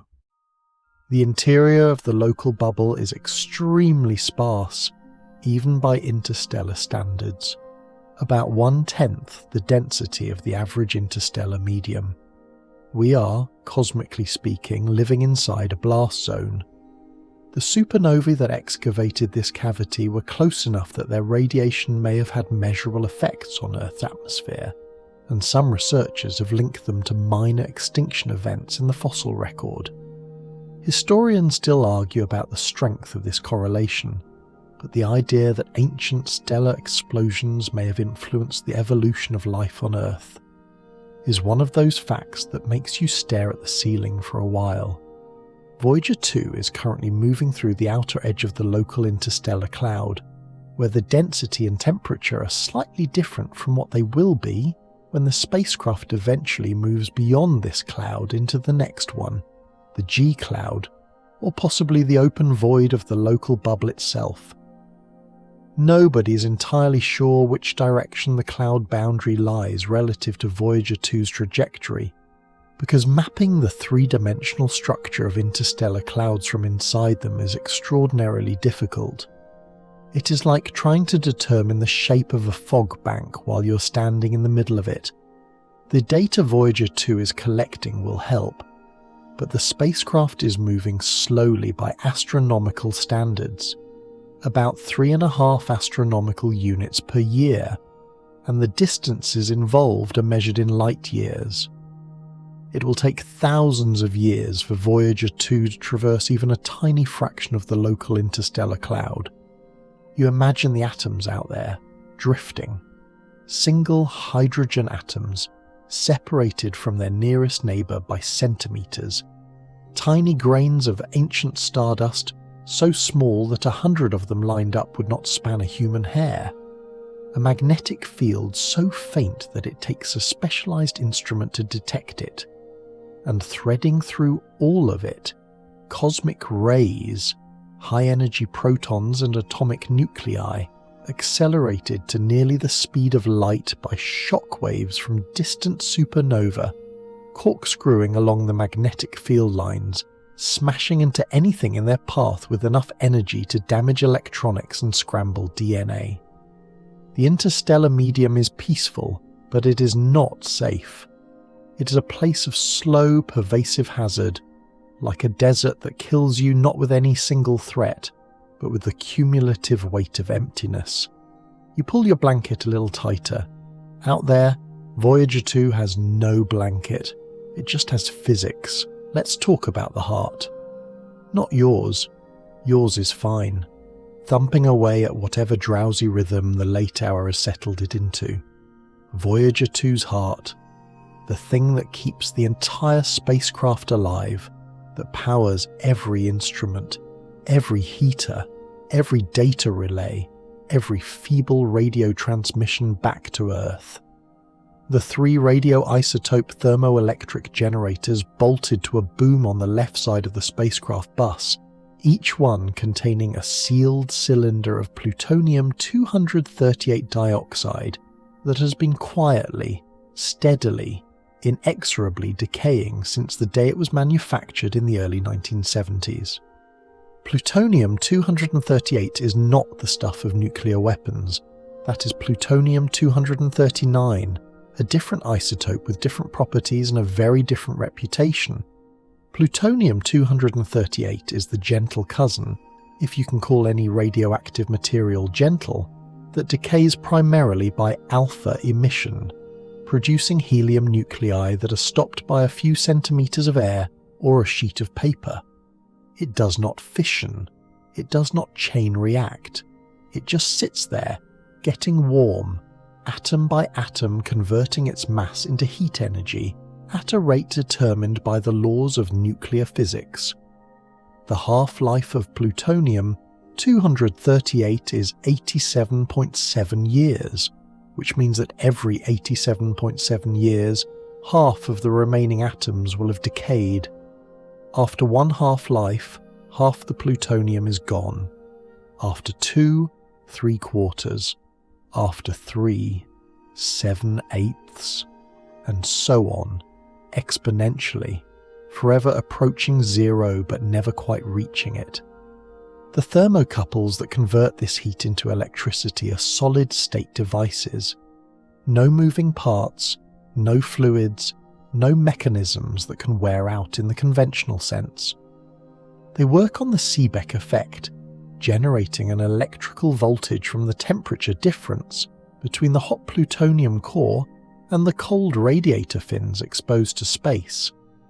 At launch in 1977, the 3 RTGs together produced about 470 watts of electrical power. That is it. 470 watts. A decent hairdryer uses more than that. A gaming PC uses more than that. And Voyager 2 was expected to run an entire spacecraft, 11 scientific instruments, attitude control systems, communications equipment, heaters, computers, and tape recorders, on less power than it takes to blow dry a golden retriever. The engineers managed it through fanatical power budgeting. Every watt was allocated, tracked, and argued over. Instruments were duty cycled, turned on and off according to strict schedules. Heaters were minimized. The computers were already extraordinarily power efficient by necessity. The spacecraft was, from a power perspective, the engineering equivalent of a family of 12 living in a studio apartment and making it work through sheer organizational discipline. But the power has been dropping. Every year about 4 watts disappear, a combination of plutonium decay and thermocouple degradation. By 2020, the 3 RTGs were producing roughly 290 watts. By 2025, less than 280.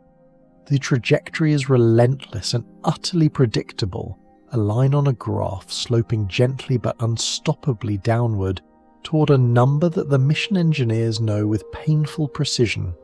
The minimum power required to keep the spacecraft functioning and communicating with Earth. That number is somewhere around 240 watts, depending on which instruments are still running and which heaters are still needed. The math is simple and merciless. At 4 watts per year of decline, the spacecraft will cross below the survival threshold sometime in the late 2020s or early 2030s. The exact date depends on decisions that have not yet been made. Which instrument to sacrifice next, which heater to turn off, which subsystem to abandon. Each decision buys a little more time, a few more months of data, at the cost of losing one more sense, one more capability. It is triage in the truest medical sense, and the engineers performing it are acutely aware that they are managing a death, not preventing one.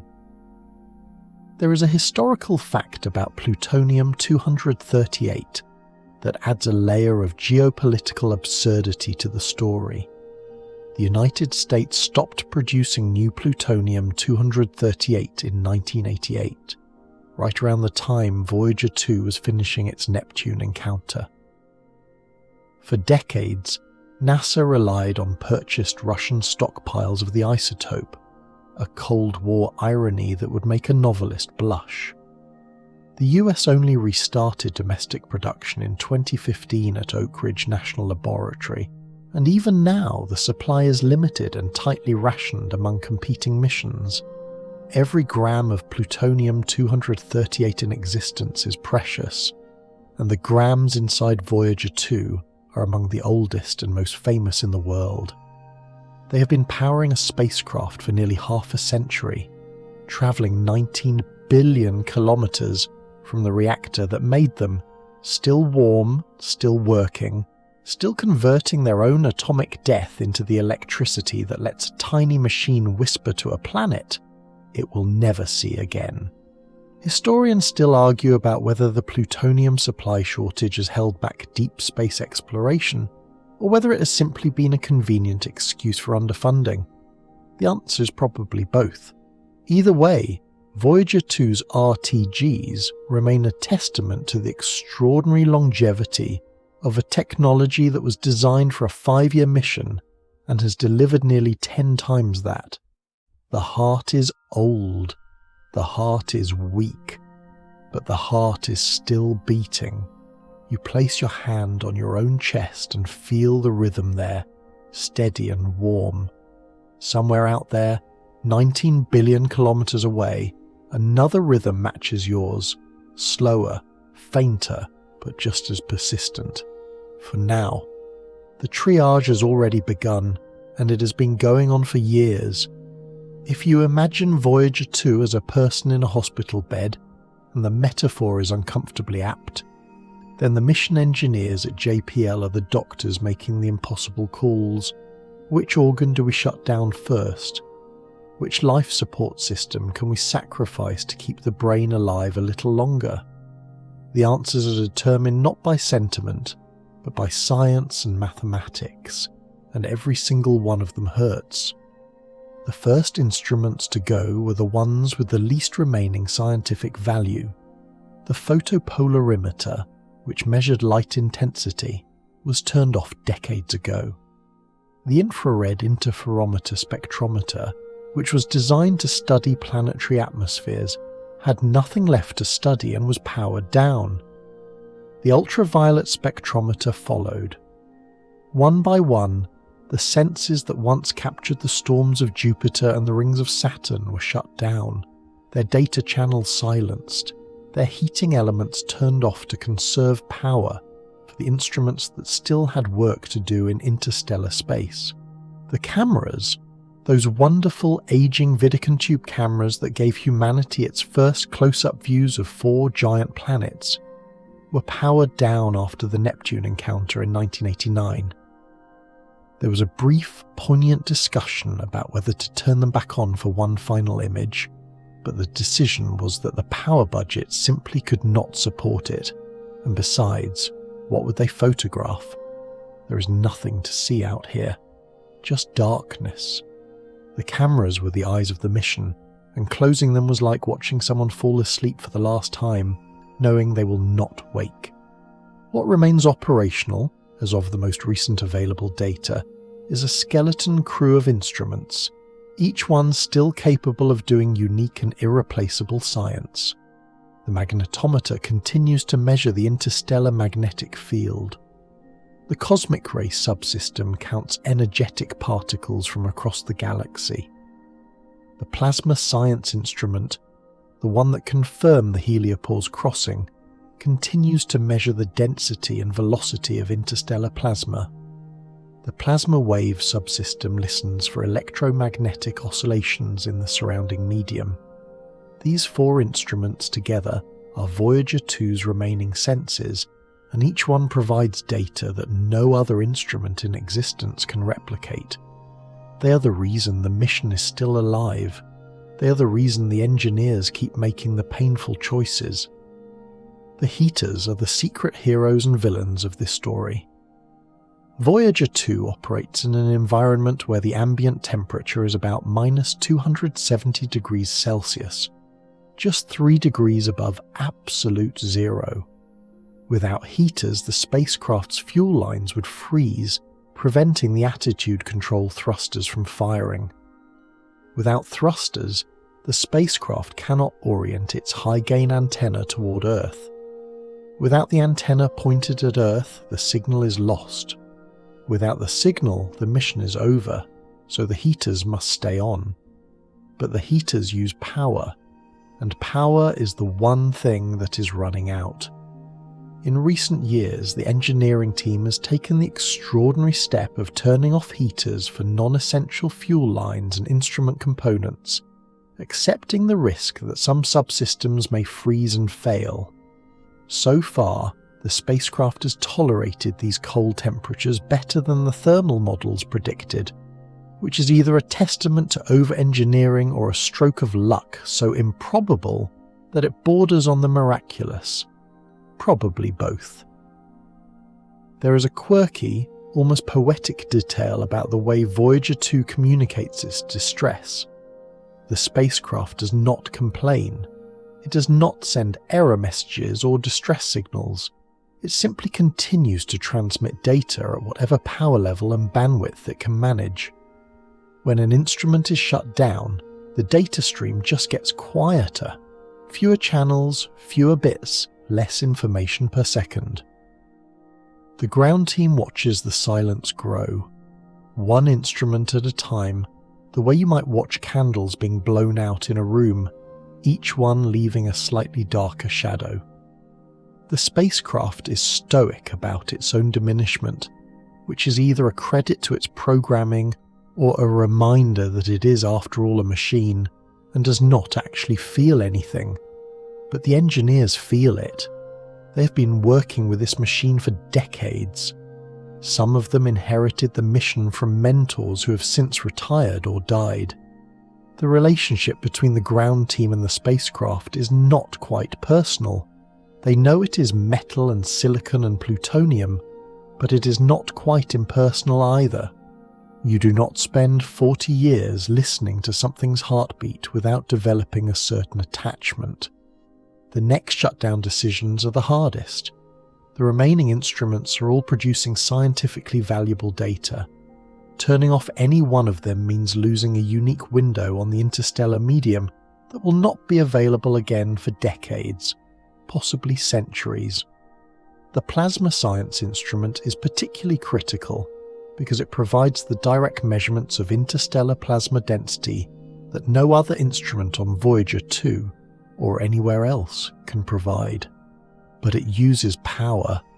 Everything uses power, and the power is dropping at 4 watts per year, steady as a clock, indifferent to the anguish of the people who have to decide what to sacrifice. Historians still argue about whether NASA has done enough to extend the Voyager missions, or whether more resources, more funding, more engineering staff, more creative solutions could squeeze out additional years of operation. The Voyager team is remarkably small for a flagship mission, and some of the institutional knowledge about the spacecraft's quirks and workarounds lives only in the heads of engineers who are themselves aging. The mission is in a slow race between the decay of the spacecraft and the retirement of the people who understand it. Both clocks are ticking. Neither can be stopped. You feel the weight of those decisions settling over you, the quiet arithmetic of survival, the gentle, methodical extinguishing of senses, the spacecraft getting smaller, quieter, darker with each passing year. And still it flies. Still it transmits. Still it whispers back to a planet that is barely a memory, sending data that no one else in the universe can send. To hear a whisper from 19 billion kilometres away, you need a very big ear. Actually, you need 3 very big ears, spread across 3 continents, and you need them to be pointing at the right part of the sky at the right time with enough sensitivity to pick up a signal that is, by the time it reaches Earth, roughly 20 billion times weaker than the power of a single wristwatch battery. This is the Deep Space Network, and it is one of the most extraordinary pieces of infrastructure that most people have never heard of.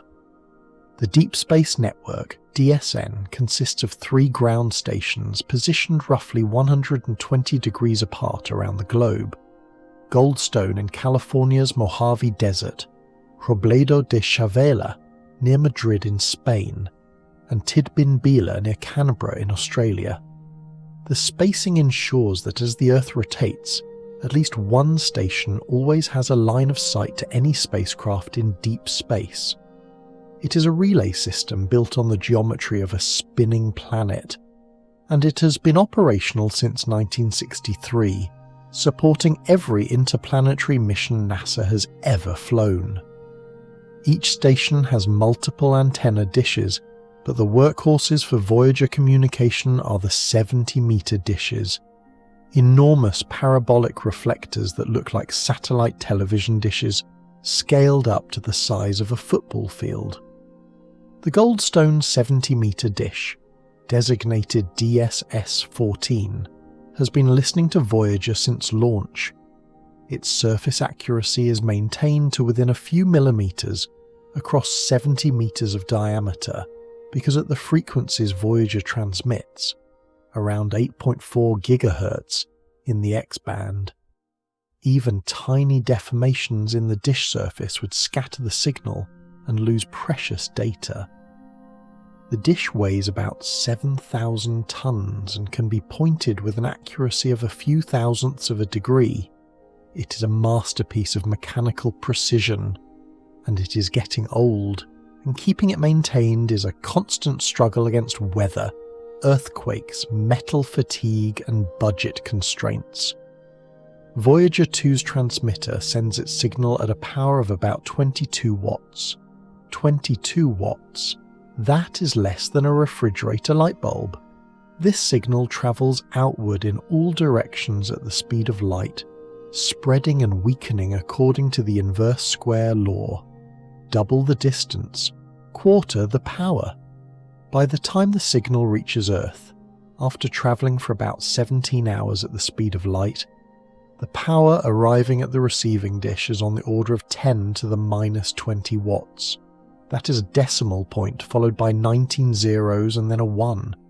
It is an almost inconceivably small amount of power, and the fact that the Deep Space Network can detect it and decode it into usable scientific data is one of the most impressive feats of engineering in human history. There is a drama that unfolded in 2020 that demonstrates just how precarious this communication link is. Voyager 2 can only communicate with Earth through a single antenna, the 70-metre dish at Canberra, Australia. This is because Voyager 2's trajectory took it south of the ecliptic plane during the Neptune flyby, so it is only visible from the southern hemisphere. Goldstone and Madrid cannot see it. Canberra is the lifeline, and in March 2020, the Canberra station began a major upgrade of its 70-metre dish, designated DSS-43, that was expected to take about 11 months. During the upgrade, the dish could not transmit commands to Voyager 2. It could still receive data, smaller dishes at the station could handle that, but it could not send instructions. For 11 months, Voyager 2 was on its own. No course corrections, no software updates, no ability to respond if something went wrong. The upgrade was completed in February 2021, and the first thing the team did was send a test command to Voyager 2. The signal took about 17 hours to arrive, another 17 hours for the response. The team waited 34 hours and then the confirmation came back. Voyager 2 had received the command and executed it correctly. The collective sigh of relief was probably audible from orbit. The quirky footnote to this story is that during those 11 months of radio silence, Voyager 2 just kept going about its business, collecting data, transmitting measurements, utterly unaware that nobody was talking back. It is the most patient worker in history, doing its job regardless of whether anyone is watching. The round-trip communication time continues to increase as Voyager 2 moves farther from Earth. At its current distance, a signal takes about 17 hours each way, 34 hours for a complete exchange. If an anomaly occurs aboard the spacecraft, the ground team will not know about it for 17 hours after it happens, and their response will not arrive for another 17 hours after that. By the time a problem can be diagnosed and addressed, more than a day and a half has passed. This means that the spacecraft must be capable of handling most problems autonomously, using fault protection software that was uploaded decades ago. If something unexpected happens, a thruster fails, a cosmic ray flips a bit in the computer memory, a heater malfunctions, The spacecraft has to figure it out on its own and keep itself alive until the ground team can weigh in. So far, it has done this with remarkable success. Scientists still argue about how much of this success is due to robust engineering, how much is due to luck, and how much is due to the sheer stubbornness of a machine that simply refuses to quit. You listen to the silence between thoughts. You think about a signal travelling for 17 hours through absolute emptiness, carrying a whisper of data about the interstellar medium, arriving at a dish the size of a stadium, being amplified and decoded and handed to a scientist who has been waiting for it.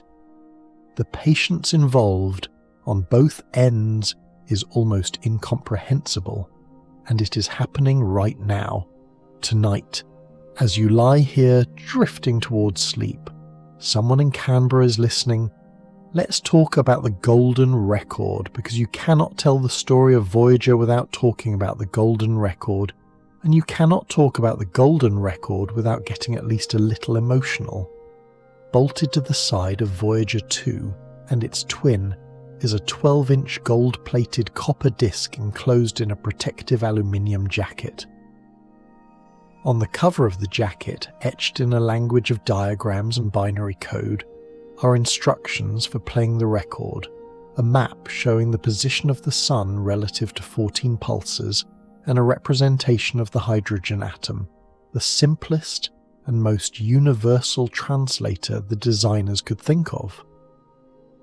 Inside the jacket, the disc itself contains 115 images, greetings in 55 languages, a variety of natural sounds, wind, thunder, birds, whales, a human heartbeat, and 90 minutes of music from around the world. The record was assembled in 1977 under the direction of Carl Sagan and a small committee that included the writer Anne Druyan, the astronomer Frank Drake, the artist John Lomberg, and several others. They had about 6 weeks to decide what to put on it, which is an absurdly short time to create a summary of human civilization for potential alien audiences. The process was chaotic, exhilarating, and occasionally bizarre. How do you choose which music represents humanity? How do you decide which images to include when you only have room for 115? How do you explain what a kiss is to a species that may not have mouths? The music selections are eclectic in the best possible way. There is Bach, the first movement of the Brandenburg Concerto No. 2, and the Prelude and Fugue in C from the Well-Tempered Clavier. There is Beethoven, the first movement of the Fifth Symphony and the Cavatina from the String Quartet No. 13.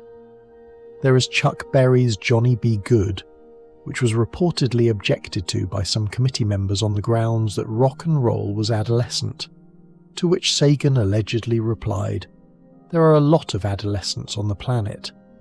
There is Javanese gamelan music, Azerbaijani bagpipe, Indian raga, Peruvian panpipes, a Georgian choral piece, Navajo night chant, and a wedding song from Peru. There is Louis Armstrong singing Melancholy Baby. No, wait, that did not make the final cut. It was actually Dark Was the Night, Cold Was the Ground by Blind Willie Johnson, a blues slide guitar piece from 1927 that is widely considered one of the most hauntingly beautiful recordings ever made. It is a song about loneliness and spiritual yearning, performed by a blind street musician from Texas, and it is now the farthest travelling piece of music in history. If that does not make you feel something, check your pulse. The spoken greetings are a charming time capsule. 55 languages, from Akkadian, an ancient Mesopotamian language that has been dead for 2,000 years, to Wu Chinese.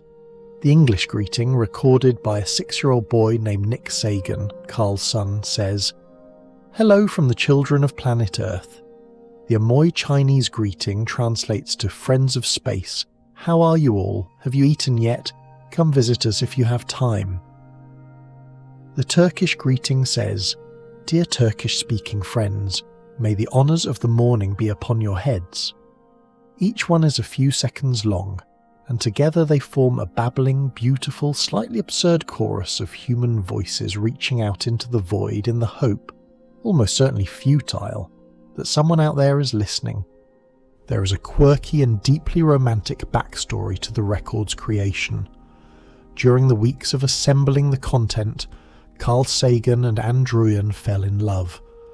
They had known each other for years, but the intensity of working together on a project of such cosmic scope apparently catalysed something deeper.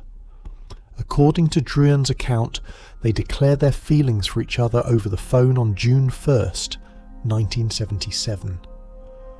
2 days later, Druyan went into a laboratory and had her brainwaves and heartbeat recorded for inclusion on the golden record. She later said that she was thinking about falling in love during the recording, which means that somewhere on Voyager 2's golden disk, encoded in analog waveforms, is the sound of a woman's body responding to the experience of new love. It is, without question, the most personal thing humanity has ever sent into space. The images are equally fascinating. They include a diagram of the solar system, photographs of the Earth and its continents, images of human anatomy, DNA structure, a woman eating grapes, a man drinking water, a supermarket, a traffic jam, a page of sheet music from a Beethoven string quartet, and an image of a violin with a music score so that an alien could, theoretically, build a violin and play the music. Historians still argue about whether the image selections are too Western-centric, too anthropocentric, or too optimistic in their portrayal of human life. The committee faced an impossible task, representing a species of 7 billion people with 115 images, and they did the best they could in 6 weeks with the technology of 1977. The images were encoded as analog waveforms on the record, and the cover includes instructions for converting them back into pictures, including the scanning pattern and aspect ratio. Will anyone ever find it? Almost certainly not. The interstellar medium is so vast, and Voyager 2 is so small, and the nearest stars are so far away, that the probability of the golden record being discovered by an alien civilization is, for all practical purposes, 0. The record was never really for them. It was for us. It was a mirror held up to humanity at a particular moment in history, a declaration that we existed, that we loved music and mathematics and each other, that we were capable of sending our best into the dark on the slimmest of hopes. The golden record is not a message to aliens. It is a love letter from Earth to itself, and it is bolted to a spacecraft that will outlast every building, every book, and every civilization that existed when it was launched. Somewhere around the late 2020s, maybe 2028, maybe 2030. The exact date is uncertain because it depends on decisions that are still being negotiated in conference rooms at JPL. The last scientific instrument aboard Voyager 2 will be powered down. The final data packet will be assembled by the flight data subsystem, modulated onto a carrier wave, and transmitted at 22 watts through the high-gain antenna toward a point in the sky where Earth used to be 17 hours ago. This signal will crawl across interstellar space at the speed of light, crossing the heliopause in the opposite direction, threading through the heliosheath, passing the orbits of Neptune and Uranus and Saturn and Jupiter and Mars, until it arrives, faint, trembling, barely distinguishable from the cosmic background noise, at the 70-metre dish in Canberra. Someone will decode it, someone will read the numbers, and then someone will write a final entry in a mission log that has been continuously updated since 1977. The entry will note the time, the data content, the signal strength, and the fact that this is the last, and then the log will be closed. What happens next is not dramatic. There is no explosion, no crash, no fiery re-entry. Voyager 2 simply goes quiet. The transmitter continues to broadcast for a while, maybe months, maybe a few years, on whatever residual power remains, but the signal becomes increasingly garbled as the spacecraft loses the ability to maintain its antenna pointing.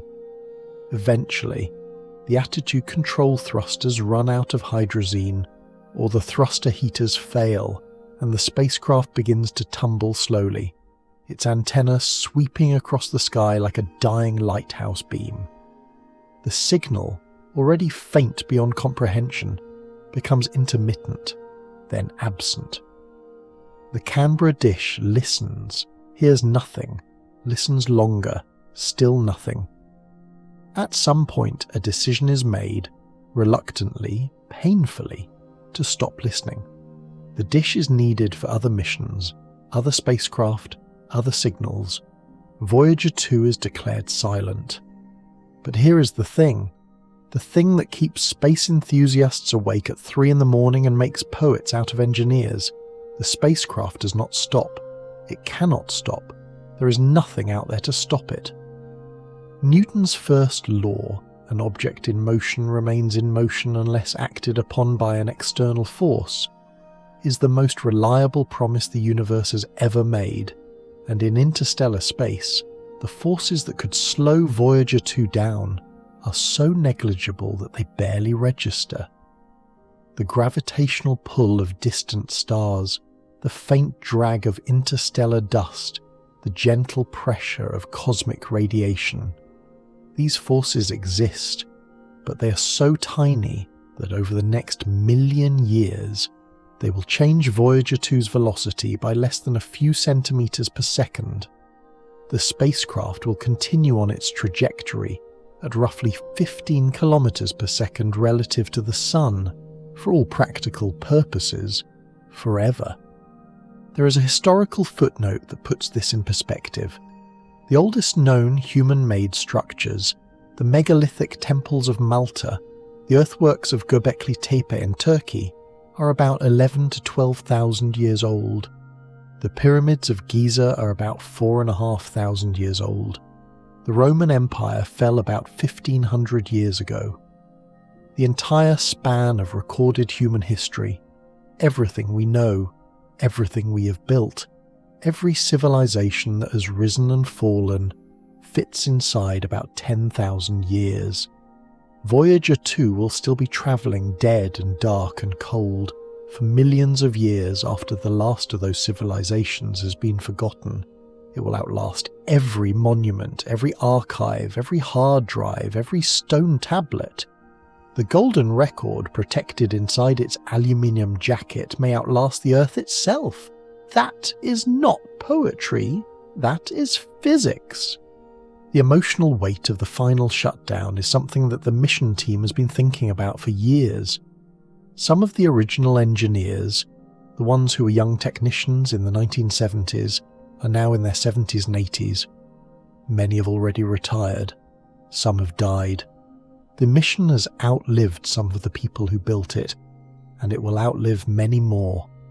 There is a particular cruelty in this. The engineers know that the spacecraft they built is fundamentally sound, that it could keep doing science for years if only it had more power. The problem is not where. The problem is not design. The problem is thermodynamics. The slow, patient, unbeatable decay of plutonium-238, atom by atom, watt by watt. You cannot argue with half-lives. You cannot negotiate with nuclear physics. You can only manage the decline with as much grace and scientific rigour as possible, and then let go. Historians still argue about the appropriate emotional framing of Voyager 2's end. Is it a tragedy? A triumph? Both? The spacecraft exceeded its design life by a factor of 10. It visited 4 planets that no other craft has touched. It crossed the heliopause and sent back data from interstellar space. It carried a golden record of human civilization into the void. By any rational measure, it is the most successful space mission ever flown. And yet, there is something about the silence that follows the last signal that resists rational framing. It is the silence of a friend walking away down a very long road, growing smaller and smaller until you cannot see them anymore, knowing they're still walking, still carrying the photograph you gave them, still moving away forever. You feel it in your chest, that strange, warm ache. You close your eyes. The countdown to silence is measured in watts, and the watts are measured in atoms, and the atoms do not care. So where is Voyager 2 going? Not in the philosophical sense, as we have covered that, but in the strictly navigational, here are the coordinates, you can point a telescope at it sense. The answer involves timescales so vast that the numbers lose their meaning, which is exactly the kind of thing that makes for good bedtime storytelling. Voyager 2 is currently heading in the general direction of the constellation Sagittarius, moving at about 15.4 kilometres per second relative to the Sun. At this speed, it covers about 3.5 astronomical units per year, roughly 525 million kilometres annually. That sounds impressively fast until you remember that the distances between stars are measured in light years, and 1 light year is about 63,000 astronomical units. At Voyager 2's current velocity, crossing a single light year would take about 18,000 years. The nearest star system, Alpha Centauri, is about 4.25 light years away, but Voyager 2 is not heading toward Alpha Centauri. It is heading in a completely different direction. The first star that Voyager 2 will approach, and approach is doing a lot of heavy lifting in this sentence, is Ross 248, a small red dwarf star in the constellation Andromeda. In about 40,000 years, Voyager 2 will pass within roughly 1.7 light years of Ross 248. That is still about 111,000 astronomical units, or about 16.5 trillion kilometres, which is not exactly what most people would call close. It is, however, the closest Voyager 2 will get to any star for a very, very long time. Ross 248 itself is a dim, undistinguished star, a red dwarf with about 12% of the Sun's mass, too faint to be seen with the naked eye from Earth. It is the kind of star that astronomers would barely notice if a spacecraft were not heading vaguely toward it. Even the phrase heading toward it is generous. Voyager 2 will pass through Ross 248's general neighbourhood the way a car on a highway passes through a small town without stopping, too fast and too distant for any meaningful interaction. After the Ross 248 quasi encounter, Voyager 2 continues outward. In about 296,000 years, 300,000 years, let that sink in, it will pass within about 4.25 light years of Sirius, the brightest star in Earth's night sky.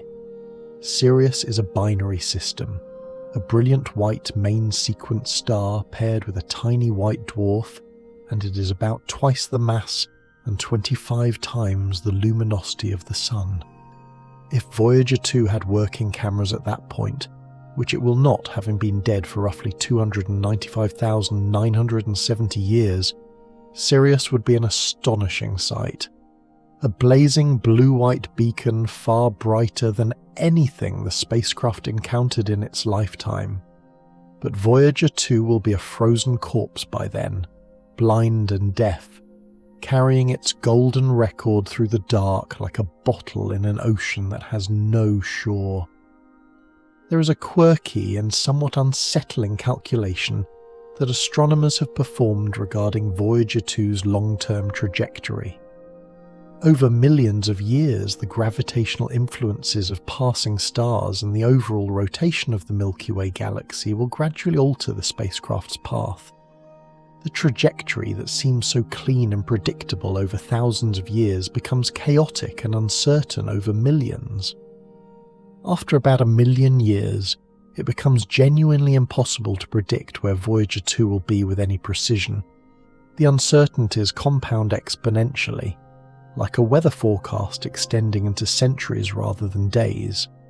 The best that can be said is that Voyager 2 will be somewhere in the Milky Way, orbiting the galactic centre along with everything else, its path subtly bent by every star it passes, every molecular cloud it drifts through, every gravitational ripple in the galaxy's ever-shifting potential.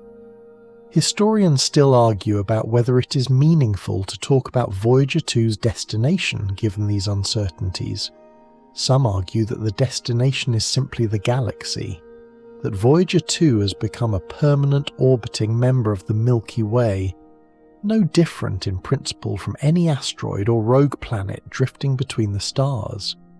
Others argue that the concept of a destination only makes sense on timescales where the trajectory is predictable, which limits it to the next few 100,000 years.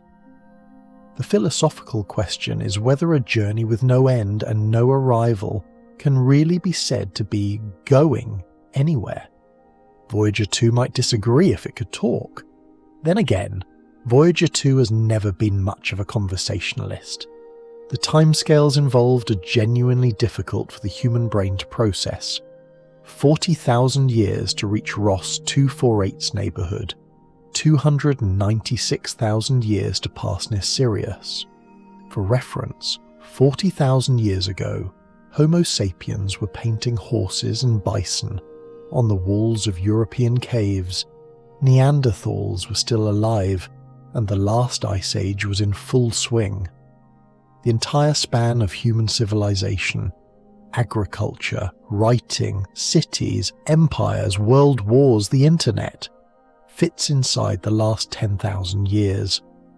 Voyager 2 will not even reach its first stellar neighbourhood for 4 times that span, and Sirius is 30 times farther still. The spacecraft is operating on timescales that make human history look like a sneeze.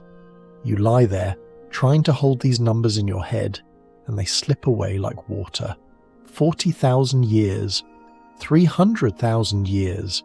The numbers are too big. They do not correspond to anything in your experience.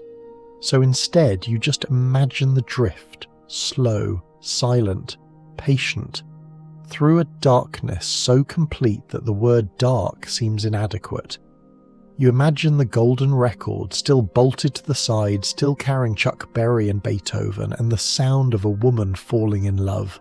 Still intact, still waiting. For nobody, probably, but waiting nonetheless.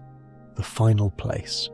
That is what you came here to learn about, and you have been patient, so let us arrive at it together. The final place Voyager 2 will reach before it dies. Not just in the electrical sense, which we have already covered, but in the physical sense, the existential sense, the what happens when the last atom of the last component decays sense, is not a place at all. It is a condition.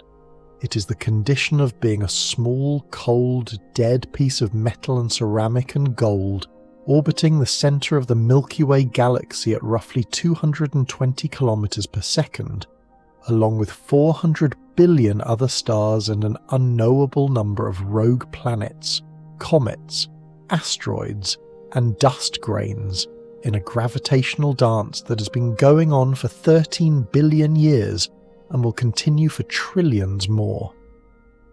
Voyager 2's final place is the galaxy itself. It will orbit the galactic centre, completing one full revolution roughly every 230 million years, the same galactic year that everything else in the Milky Way observes. After a few orbits, which is to say, after about 1 billion years, Voyager 2 will have been dead for so long that the concept of death has lost its meaning. It will simply be an object, a relic, a fossil of a civilization that existed for the barest fraction of a cosmic heartbeat, and managed, in that heartbeat, to throw something outside its own neighbourhood. But will the object itself survive? This is a question that physicists and materials scientists have considered with varying degrees of seriousness, and the answer is, surprisingly yes, for a very long time. In interstellar space, the primary threat to Voyager 2's physical integrity is not heat or cold. The temperature is stable at about 3 degrees above absolute zero, which is actually quite gentle on materials, but micrometeorite impacts and cosmic ray damage. The interstellar medium contains dust grains travelling at relative velocities of tens of kilometres per second, and over millions of years, these impacts will slowly erode the spacecraft's surface, pitting and cratering the aluminium and stripping away exposed components. The cosmic rays, high-energy protons and heavy nuclei, will penetrate deep into the spacecraft structure, disrupting crystal lattices, breaking chemical bonds, and gradually degrading the materials at a molecular level. The golden record, however, is remarkably well protected. The aluminium jacket that encloses it will shield it from most micrometeorite impacts and slow the cosmic ray damage to the disk inside. Gold, the material of the record's surface, is extraordinarily chemically stable, resistant to corrosion and degradation in ways that few other metals can match. In the cold, airless, radiation-sparse environment of interstellar space, the golden record could remain physically intact for hundreds of millions of years, possibly longer. Some estimates suggest it could survive for 1 billion years or more, before the accumulated cosmic ray damage and micrometeorite erosion render it unreadable. 1 billion years. The Earth is about 4.5 billion years old. The golden record could survive for a significant fraction of the Earth's entire existence. There is a fringe but scientifically respectable thought experiment that takes this even further. If Voyager 2 avoids any catastrophic collisions, and the probability of hitting anything substantial in interstellar space is almost inconceivably small, given how sparse the medium is, then it could, in principle, orbit the galaxy for billions of years. The Sun will exhaust its hydrogen fuel in about 5 billion years, swelling into a red giant that engulfs Mercury, Venus, and possibly Earth, before shedding its outer layers and collapsing into a white dwarf. When that happens, the golden record will still be out there. The spacecraft that humanity built in 1977 will outlast the planet that built it. It will outlast the star that warmed that planet. It will be one of the last physical traces that Homo sapiens ever existed. Historians still argue about whether Voyager's longevity is a comfort or a melancholy. On one hand, there is something deeply reassuring about knowing that even if humanity destroys itself, or is destroyed by some natural catastrophe, a small piece of evidence, music, images, greetings, a heartbeat, will persist in the galaxy, drifting between the stars, carrying proof that we were here. On the other hand, there is something almost unbearably sad about a message that will never be received, a bottle that will float forever on an ocean with no other shore. The golden record is Schrödinger's love letter, both meaningful and meaningless, depending on whether anyone ever opens the box. The probability of interception is essentially zero. You can do the math yourself if you're the sort of person who does math at this hour, which you probably are not, and that is fine.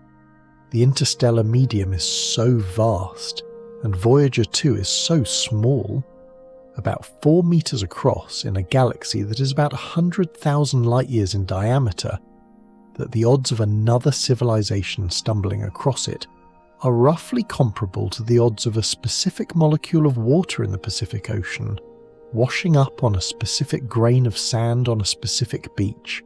It could happen, it almost certainly will not. But the improbability is not the point. The point is that we tried. We reached out.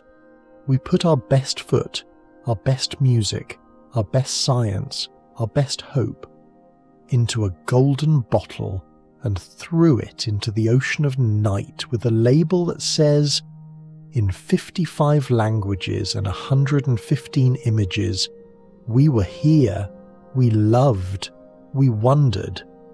And that really is the final place, not a star, not a planet, not a coordinate on a map. The final place Voyager 2 will reach is the place where human intention meets cosmic indifference, where our desperate, beautiful, irrational need to connect encounters the universe's vast, serene, unblinking silence. It is the loneliest place imaginable, and it is also, somehow, the most hopeful.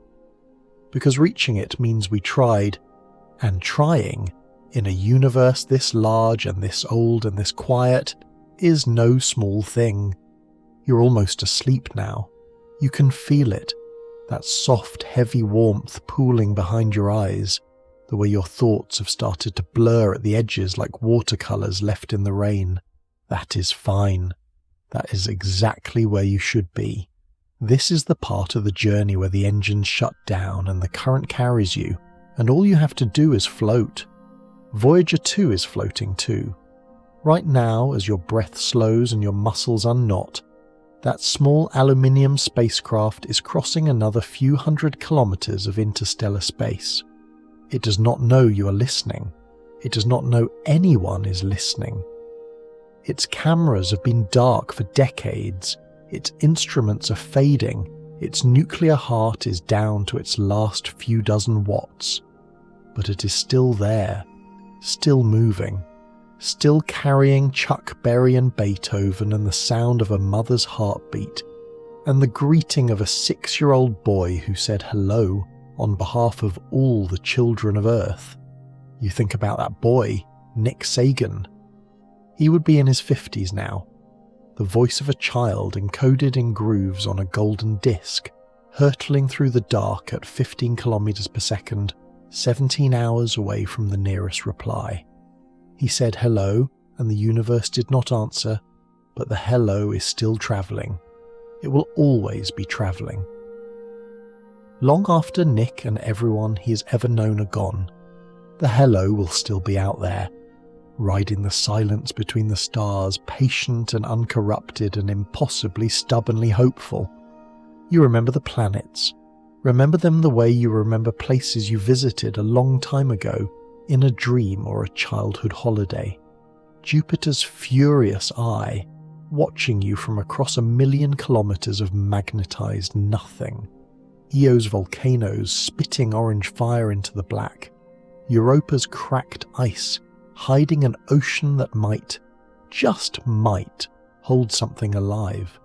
Saturn's rings, those impossible, delicate, shimmering disks of ice and rock spinning in patterns that scientists still cannot fully explain. Remember those spokes? The dark radial features that rotated with the magnetic field instead of the ring particles? Nobody has figured them out yet. The mystery is still alive, even if the cameras that photographed it are not. Remember Uranus, tilted on its side like a planet that fell over and could not be bothered to get back up. Remember Miranda, that Frankenstein moon with the tallest cliff in the solar system, 20 kilometres straight down, 12 minutes of falling in slow motion. Remember Neptune, that deep blue jewel with supersonic winds and a great dark spot that vanished before anyone could visit again. Remember Triton's geysers, erupting in a cold so profound that nitrogen itself freezes solid, and the entire concept of geology has to be rethought. Remember the pale blue dot, not Voyager 2's photograph, because Voyager 2 never looked back, but the idea of it. The idea that everything you have ever known, every person you have ever loved, every meal you have ever eaten, every sky you have ever watched change colour at dusk, all of it fits inside a single pixel, as seen from the edge of the solar system. That does not make it small, that makes it precious. You're Voyager now, not the metal and plutonium kind, but the other kind. the kind that drifts through the dark carrying everything that matters most. Your memories, your heartbeat, the songs you hum without thinking, the people whose faces appear behind your eyelids when you close your eyes. You carry all of it, the way Voyager carries its golden record, and you move through the quiet the way Voyager moves through interstellar space. Slowly, gently, without resistance, without destination, without any need to arrive. The silence out here is not empty. It is full of the faintest signals, cosmic background radiation from the birth of the universe, the whisper of hydrogen atoms drifting between the stars, the barely detectable hum of the galactic magnetic field, turning and folding like a sleeper rolling over in bed. The universe is not quiet. It is just very, very soft.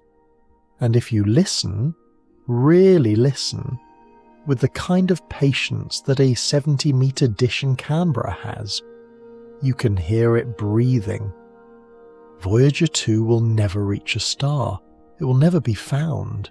It will never deliver its message, but it will keep going.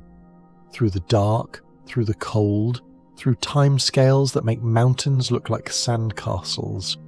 It will orbit the galaxy for 1 billion years, carrying its cargo of buck and whale song and the brainwaves of a woman falling in love, and it will be, for as long as it lasts, the farthest thing from home. And you who are lying here warm and drowsy, your heartbeat as steady and rhythmic as a plutonium decay curve, you're the closest thing to home that Voyager will ever have again. You are the listener. You are the one who cared enough to follow the story all the way out here, to the edge of everything, to the place where the signal fades and the drift begins. Thank you for that. Thank you for listening. Thank you for being the shore that the bottle was thrown toward, even if it will never arrive. Now close your eyes. Let the current take you. Voyager is sailing on, and you can sail alongside it down into the warm dark, down into sleep, down into the quietest, gentlest, most peaceful place you have ever been. The stars are not going anywhere. Neither are you. Rest now. Good night.